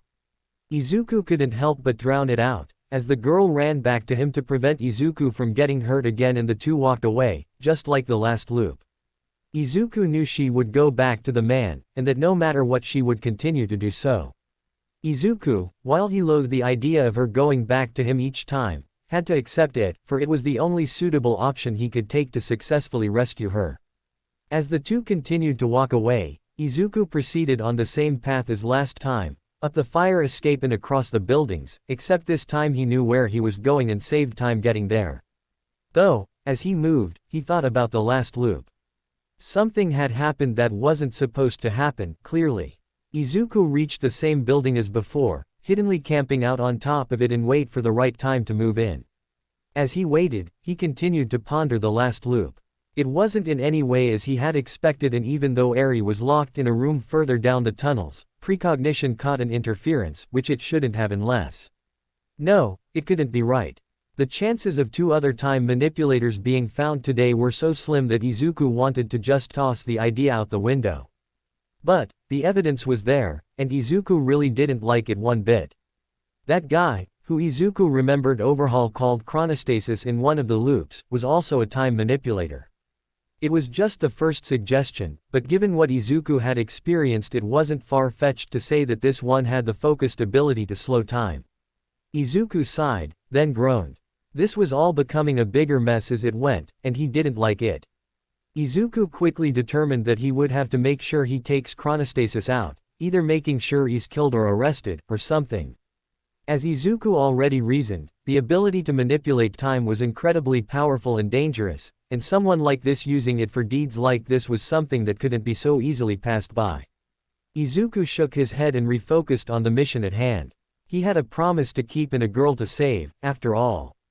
This would be time, the loop, he would save her in. It wasn't the loop he would save her in. He followed the same route as the last time, but unfortunately for him, he messed up his timing, leaving too early, and found himself promptly cornered by a plethora of outside guards. They didn't hesitate to shoot him dead. That's what began a seemingly endless cycle of loops, each ending with Izuku's death. This was a challenge that he had never had the displeasure of facing before, and it was something he couldn't conquer so easily. Sometimes he'd get back to the underground section, but after that he wouldn't get far. The interference in his precognition down below due to the additional time manipulator was really messing him up greatly, and static only being a small one-off power didn't help much either when every inch of the underground was filled with hostiles. But, luckily, it didn't seem he remembered other loops like he and Eri. After every death, Izuku opened his eyes back in that damnable alleyway with the little girl, forced to hear the man give the beginning of his little speech each and every time. Izuku, after getting down to the underground labyrinth, was quickly overpowered by the same tall, muscular brawler from before. Izuku did not withstand long against the flurry of fast punches produced by the man's quirk. "I'm sorry for my daughter." After successfully dodging and getting around most guys on his own, Izuku found himself trapped inside of a dun-like barrier. The man behind it wore black robes, giving off analytic and enlightening vibes. The man on his own couldn't kill Izuku, but he was plenty capable of keeping him trapped in the area until reinforcements arrived, in which he was promptly executed without mercy. She can be. Izuku thought he had bided his time a little better in this loop. He thought that being overly patient would ultimately better his chances of passage. Instead, he ended up running into both the barrier guy and the one that could basically punch 5 times a second. He stood no chance against their perfect tag team moveset. Clumsy, at times. He got tired of that sentence quickly. Every time he came back, he was met with the confused eyes of the girl in that sentence.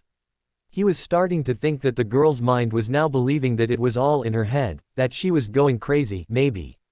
He wasn't sure if she still thought it was all real anymore, and for that he felt even worse. The quicker he saved her, the better.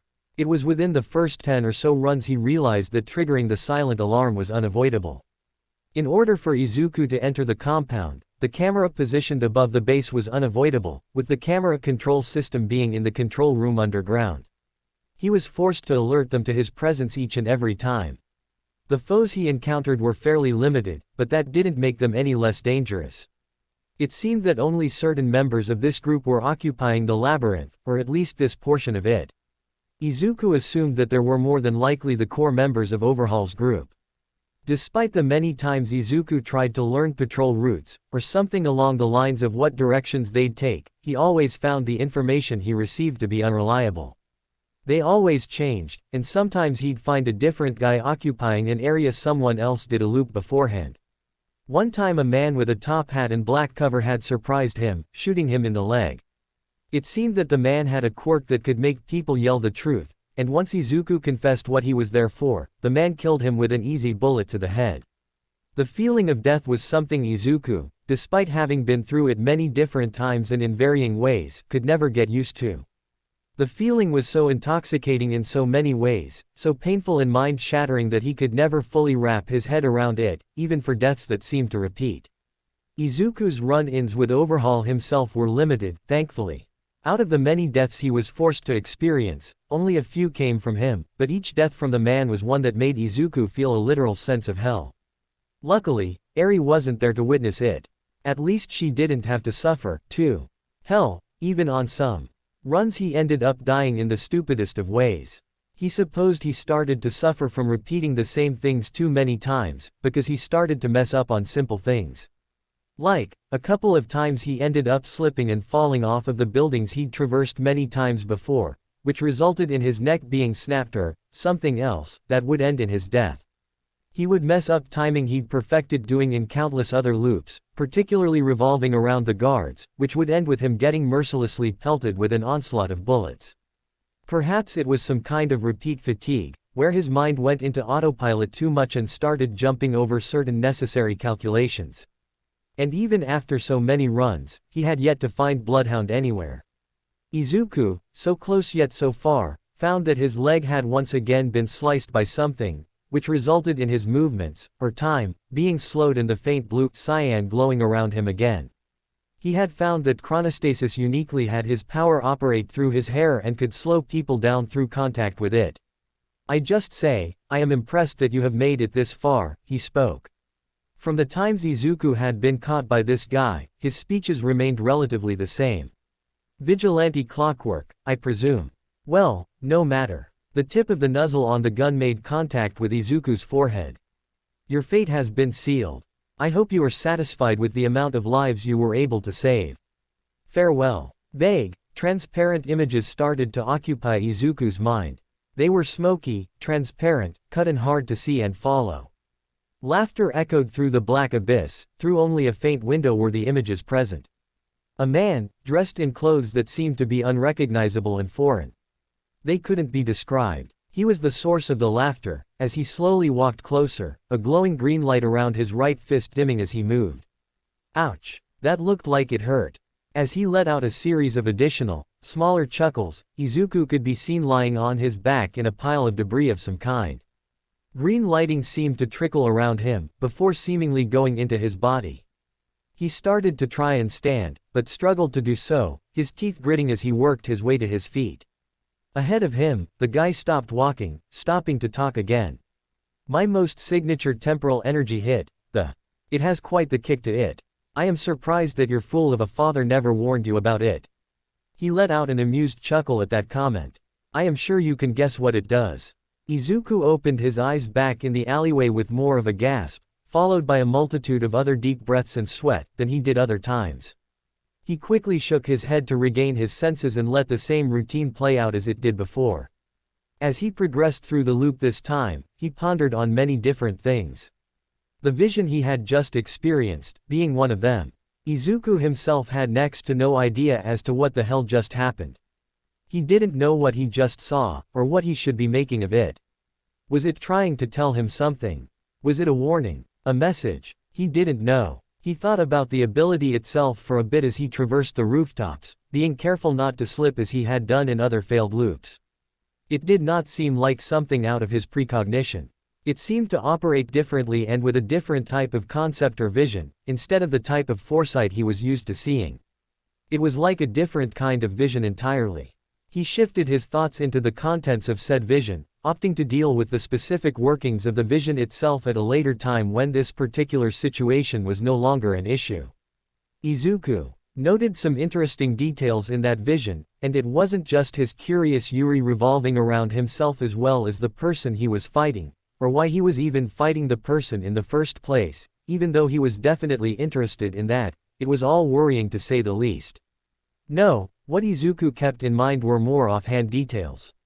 They specifically centered around the time abilities themselves and how they're used or utilized. Izuku kept thinking on the subject as he reached the target building and once again waited for the right time to act. Izuku remembered the man's words very clearly. It would be something stuck in his mind for a while, even through the potential future loops and days to follow, not only because of how taunting, mocking or how ominous he was, but because they held a very great deal of information. He had very clearly said, temporal energy, to him in the vision. Izuku felt like a whole new avenue was revealed to him now, mentally beating himself up for not even considering this or realizing it sooner. Temporal energy was something that essentially meant time energy, or something along those lines. In simple terms, it's what makes up space-time itself, something which Izuku is able to manipulate to a very limited extent. Izuku had done his research on the subject of time, and in extension space-time, itself before. Ultimately, Izuku realized that his very power was pure temporal energy, something that worked the very fabric of space-time. Not only was that super powerful, like abysmally so, but it could also be more versatile than he had initially believed. Before, Izuku had been under the impression that he himself was the epicenter for everything he did. Precognition was something centered around him, something that could be directly changed by his actions, and static, while something he believed to be a bit more complex, was still centered around him in a sense. Only now did he realize that not only was he not the epicenter of everything related to change in time, as has been proven by the ridiculous amount of things happening today, but he was able to apply this change to other things as well.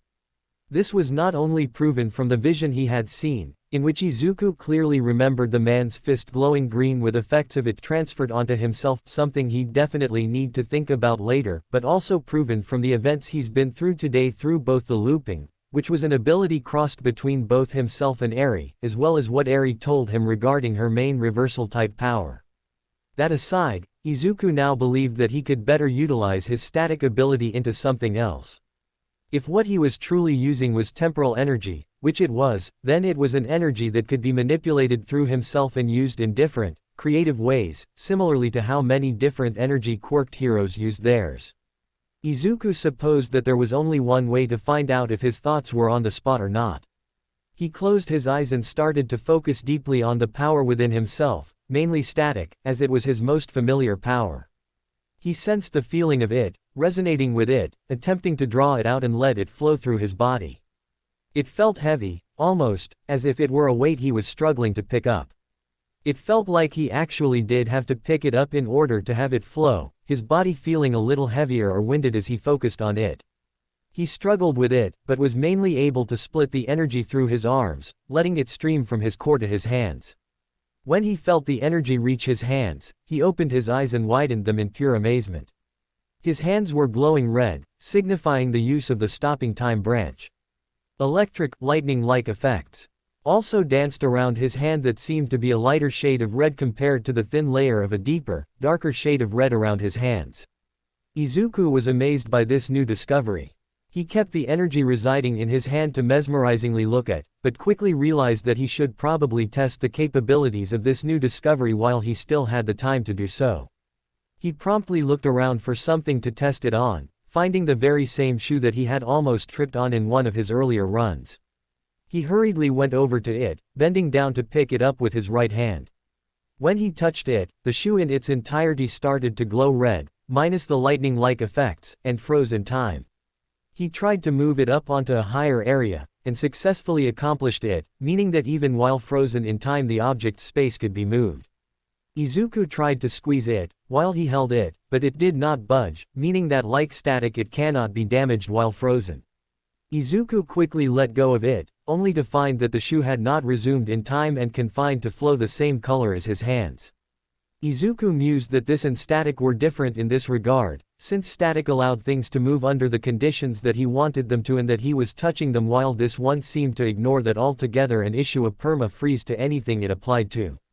After a certain amount of time passed, the shoe's red glow seemed to dissipate, fading away in a quick flash with red particles dispelling out into the air before disappearing almost as fast as they appeared. Izuku now knew that, similarly to static, the ability wears off after a certain amount of time. However, due to the fact that there was still a glow around his hands, there didn't seem to be any negative cooldown effect. Izuku could feel the weight of keeping the energy around his hands. He didn't think this was due to any cooldown or usage drawback, but more as if the energy itself was weighing down on him. It was getting harder and harder to keep it there, so he wanted to hurry and test out one last thought he had. Quickly, he decided to extend his right hand out. He aimed his palm toward the shoe on the ground and started to concentrate a bit. He focused on the energy again, attempting to draw it toward his palm. He could feel the weight of the energy formulate with the area he wished it to and started to imagine expelling it out of his hand and into more of a flowing beam. Then, it happened. Izuku bore witness to the thin beam of pure temporal energy shooting out of the palm of his hand. It wasn't a large beam, being quite thin, nor was it the straightest, having its edges sharp and ragged, but the spectacle amazed him. The beam was quick, almost instant, hitting the shoe head-on and freezing it in time as it had been before. The beam seemed to only freeze the shoe, as well, tracking around the object on its own while leaving everything else in the vicinity or in contact alone, which was something Izuku found incredibly cool and fascinating. He figured that, perhaps, it was the space portion of space-time working its part there, identifying the space of the shoe and stopping the time around that space.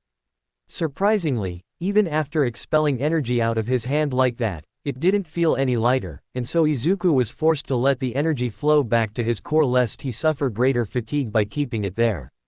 But even with him having to do that now, Izuku was immensely satisfied with the results he had now. And, something that he additionally noticed, the shoe did not unfreeze even as he withdrew the energy around his hands, only unfreezing after its limit had run out as it did before. With a new string of confidence, he turned around and narrowed his eyes at the compound before him.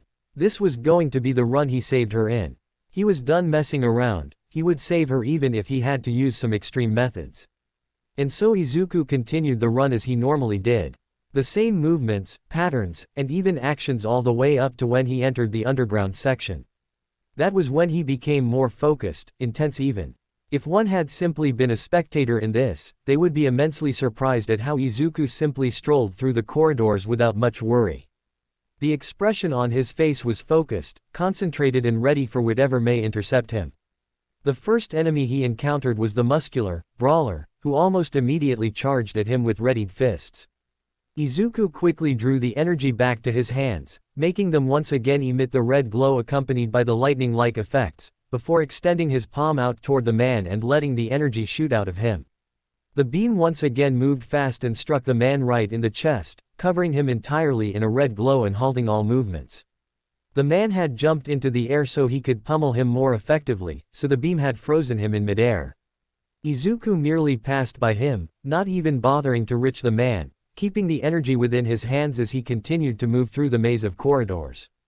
He looked down the corridor ahead of him, stopping in his movements as he saw reinforcements coming down them and in his direction. Izuku narrowed his eyes, slightly bending his knees and bringing his hands up in front of him a little more. His fingers were bent inward, with his left hand positioned in front of his stomach area and his right in front of his head. His hands almost seemed to glow a bit darker, as he awaited the incoming attack. It was a unique stance, but Izuku felt it best suited him and his new abilities. Most of the guys ahead were more or less low-level grunts, capable of being easily dealt with now. Izuku was ready, he would deal with them and finish what needed to be done. There weren't too many goons coming, perhaps only 8 or so. None of them but 2 possessed handguns, while the others held either a melee weapon or nothing at all. The men sillily charged him first, without even trying to shoot at him, so Izuku readily waited for their attacks. One goon went ahead of most others, reeling his right fist back and coming in to punch him in the face. Izuku backstepped once, letting the man's downward punch miss and bring the man off balance. Izuku kicked the man's opening within the second of the opening being revealed, sending the man flying back. He didn't hit anyone else on his way back, with others dodging out of the way and letting the man land on the floor. Izuku then found himself ambushed by 3 additional guys with 2 of them holding weapons of some kind. One guy, who held a crowbar in his left hand, put his arm back and started to bring it in for a long horizontal sweep at Izuku's head. Izuku quickly sidestepped the unarmed guy's punch to his stomach, following up the move by bringing up his right arm and catching the handle of the crowbar before it could hit him. The energy in his hands rubbed off on the crowbar, just like it did for the show, quickly spreading from his hand throughout the entire object, making it glow red as its time ceased. Who? The guy holding the crowbar had started to verbally question what was happening, but was quickly cut off by the very same red energy quickly spreading throughout his body before everything on his emitted the same red glow. Izuku visibly raised an eyebrow at the new discovery, as he dodged a brass-knuckled fist that had been on a direct course to his head. Izuku backed up, dodging more brass-knuckled punches. Aimed for his head while he thought briefly about what happened. There seemed to be a bit more of a mechanic to it than he thought. This hadn't happened on the roof with the shoe. He'd have to think more on it later, because for now he'd have to work with it. Izuku caught the wrist of the man with the brass knuckles, the energy similarly spreading throughout that man as well, freezing him in time. Izuku, seeing that there were more coming, decided to toss the man aside. Similarly with what happened with the shoe, when Izuku moved his wrist the man's form was tossed aside. However, while his space was being moved, his time remained frozen, so when tossed to the side the man's form bounced off the ground like a fallen statue or figurine before slightly sliding to a halt. Izuku also had another sudden thought as he dodged the swing of a wrench, and then a kick from another guy. The big guy from before was suspended in midair after being stopped by the beam and was not affected or moved by gravity and other outside forces. The same could be said for the guy with the crowbar after he was frozen, but that guy was different. Izuku ducked under another wrench swing but getting hit by a kick to the chest. He grit his teeth as he tanked the hard punch, starting to feel the heaviness of the energy weigh on his hands once more, except this time it felt worse than before. Perhaps it was an overuse type thing. He would need to wrap this up soon. As Izuku kicked the unarmed guy in the stomach, making him backstep a few feet, he considered how the power applied to the universal laws and how it was altered. Right now, the only thing that made sense to Izuku was that it only became altered once he touched and willed the person and object to move. However, if he didn't do one or both of those things they would remain immune to the laws and stay completely suspended. That's the only thing that made sense based on what he's so far experienced, so he'd work with it. The unarmed man recovered quite fast, opting to come back in for another attack. He came in with his left fist drawn back, aimed for Izuku's head, but the attack was dodged through a simple sidestep and Izuku quickly followed up with a counterattack of his own, a headbutt straight to the man's own head. It hurt like hell to do, but it effectively knocked the guy out. The wrench guy was coming in for a downward swing on Izuku, so he supposed that it was time to try something. Izuku knelt down on his right knee and out his left hand out in front of him as if to shield himself from the incoming attack. The wrench landed on it. Even though it hurt like hell, the effects of the energy spread across the entirety of the recent and person holding it. Izuku had not willed them to move, despite his touch, and so far they hadn't. Izuku hadn't moved from his kneeling and blocking position when he noticed that the 2 gunmen were putting their weapons up to fire. Izuku reacted quickly, raising his right hand and shooting one of the red beams out at the closest gunman, freezing him on the spot before he could get the gun fully up. As the second gunman got his weapon up and aimed it at Izuku, he positioned his right palm to the other and attempted to shoot out another beam. Izuku's eyes widened as no beam shot out and, reacting quickly enough before he was shot, was able to do a pivoting turn using his left foot to take cover behind the frozen guy without moving him at all. The gunman fired, the sound echoing throughout the room as the bullets hit the frozen guy. The bullets bounced off of the red glowing man as if he were an impenetrable wall, which confirmed to Izuku that the effects of object-person damage were the same as statics. But as the gunman started to circle around the man frozen in time, with Izuku doing the same to stay behind cover, he found himself quite shocked at the fact that a second beam hadn't fired when he needed it to. Izuku proposed to himself that there may be a cooldown on that. In addition, his hands were starting to feel more and more staticky, or like pins and needles, as if they were falling asleep along with the heaviness they had. He was losing feeling in them, but they also achingly throbbed. Izuku, getting fed up with the ongoing fighting, decided to take this gunman out now. Suddenly, he delivered a heavy push to the frozen man, sending up back toward the gunman. Before the gunman could react, he was hit by the flying red, glowing man and pinned to the ground, losing hold of his gun and unable to move the frozen figure above him.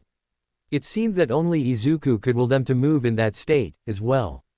Izuku, mentally noting that all he had felt with all of the guys, immediately eyed the corridor he wished to go down.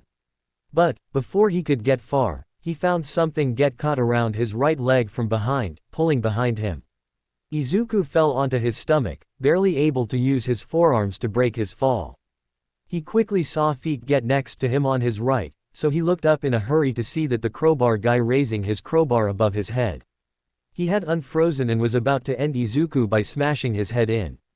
Izuku waited and just as the man was swinging the crowbar down, he rolled to the side to dodge. As the crowbar hit the floor, making a fairly loud clang echo in the room, Izuku reached over to grab the man's leg, freezing him once again. Izuku took a quick huff of breath, almost immediately getting to his feet and making a beeline toward the corridor. He had no more time, quickly letting the energy around his hands dissipate into red particles before the feelings he got in them became any more severe. Once he was far enough away down another new corridor, Izuku took his time to take a breather. He looked at his hands as he leaned his back against the wall, next to a single door, taking some heavy breaths. His hands were shaking, as he couldn't really feel much in them aside from the heaviness and throbbing. He hoped that it went away soon. He was just about to move again, when he felt a familiar slice on his left arm. Izuku's movements slowed once again, as he cursed himself in his mind for letting his guard down so much. "Good work, Chrono," a familiar voice praised to another, as they stepped into Izuku's view. Both Overhaul and Chronostasis stepped into view, with another following close behind them, holding area as he had done in the second loop. "You too, Bloodhound, for locating him as you did." Bloodhound slightly bowed. "It was no trouble at all, boss." Izuku looked at the four ahead of him, noticing the face of the girl as something he wished he didn't have to bear witness to again. Bloodhound must have been able to find him through his scent, which had been on her since the alleyway. As he tried to save her, she suffered more, didn't she? He felt like shit just thinking about that, but he couldn't give up now, he had to do something. "This, hero wannabe," Overhaul let out a snarl, "is a pest. A mere bug thinking that it can trample on all of our progress. Chrono, exterminate him." Chronostasis merely nodded, walking over to Izuku and beginning to pull out his weapon. Even though Izuku's eyes weren't widening, and his teeth weren't gritting, due to how slow he was moving, that didn't mean he wasn't giving the mental commands for it to happen. "Move. I have to move. I need to go faster." He screamed in his head, trying to forcefully will himself to move faster than a snail.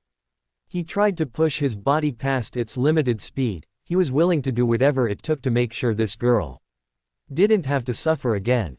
He began to feel a sense of erratic movement from within his body. He could feel something, a weird spark almost of bouncing energy, spreading throughout every inch of his body. A faint green glow emanated all over his body, electric, lightning-like effects also danced around his body, which also seemed to emit lighter shades of green compared to the thinner layer of a deeper, darker shade of green around his entire body. It was almost exactly like the other ability, but this time it was for something else and spread across his entire body. Izuku didn't expect his movement to come back to him so suddenly, accidentally tackling chronostasis to the ground and surprising everyone in the corridor. Izuku quickly flung himself back up, stumbling backward as he did so. While his normal speed had returned, it was not equalized, or normal, so his body movements always felt odd and just a little bit out of balance. He was a bit faster than what his normal speed would usually be, if only by a small fraction, which worked for him. However, he was sure if he wasn't also being affected by chronostasis slowing abilities he'd be much faster.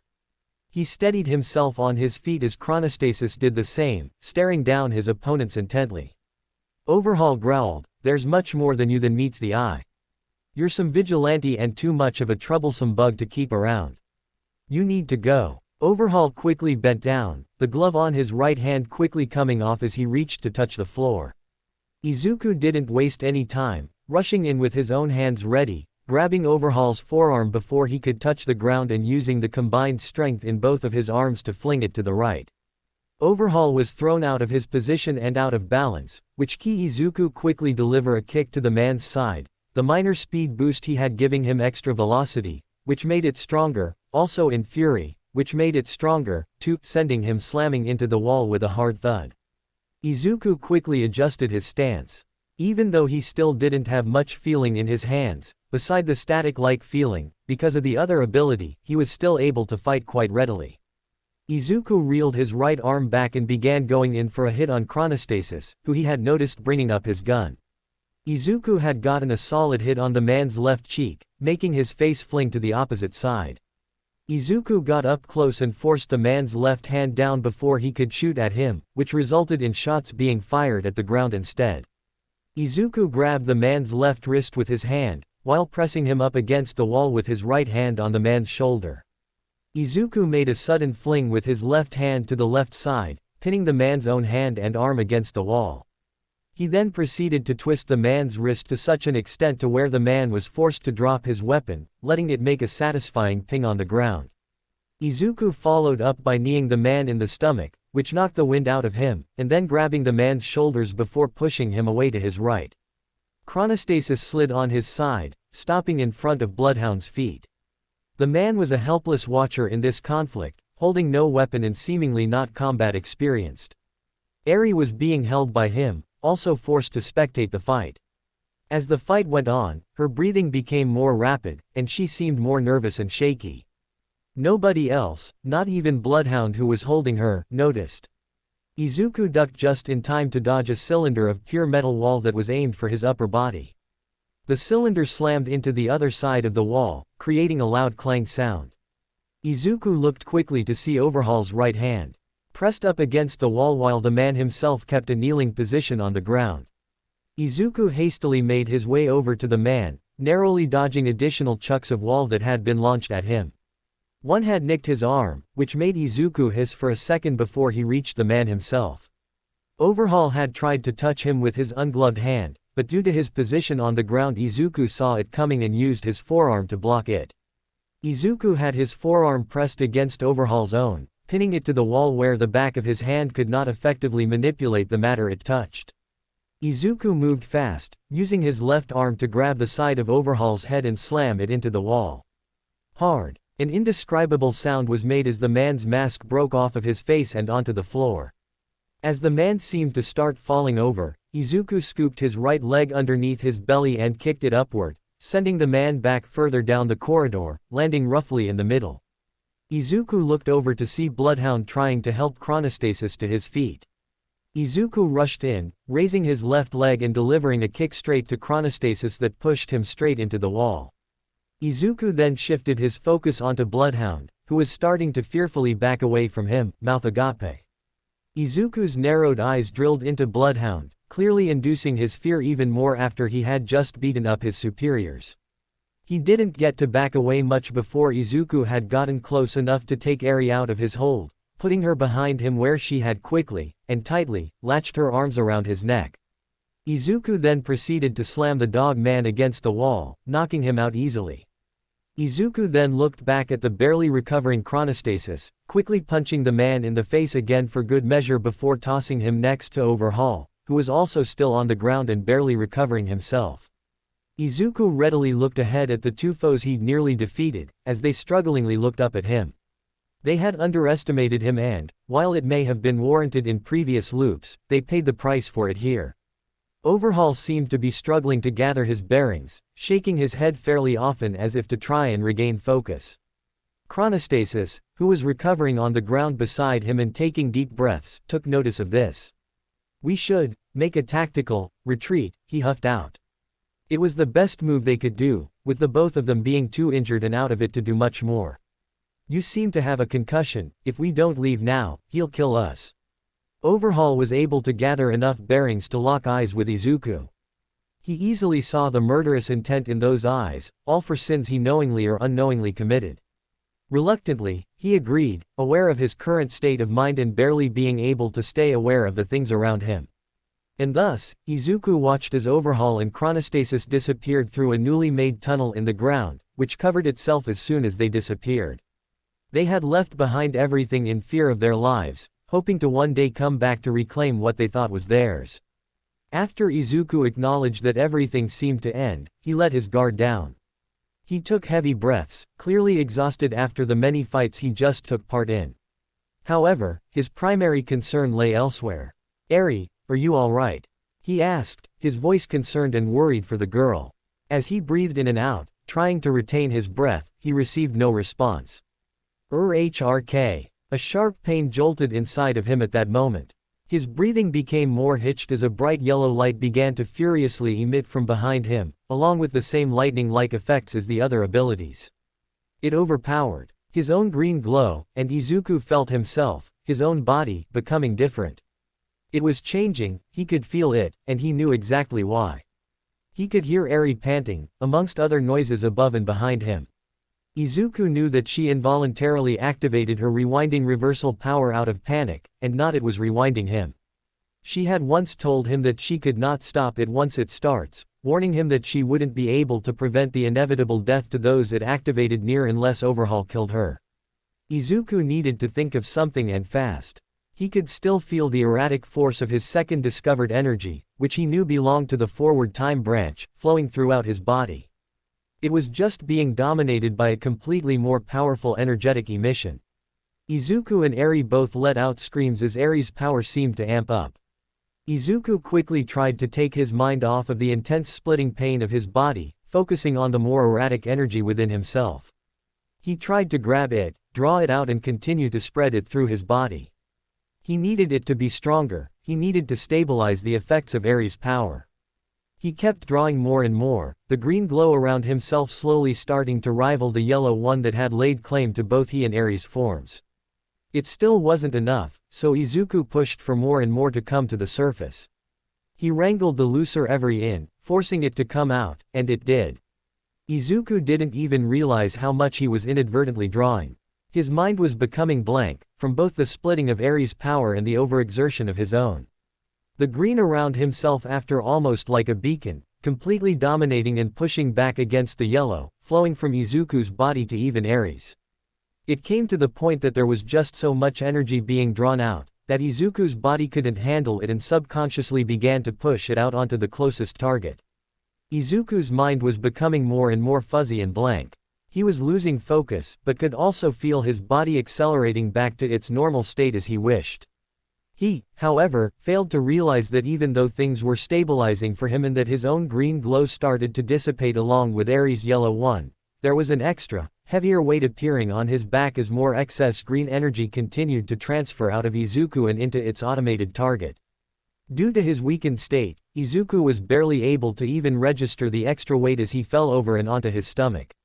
He let out heavy breaths, his left cheek laying on the cold floor and his eyes wandering up to look behind him. He barely saw and registered the image of an older girl, roughly the same age as him, on his back before he passed out. "Thank you."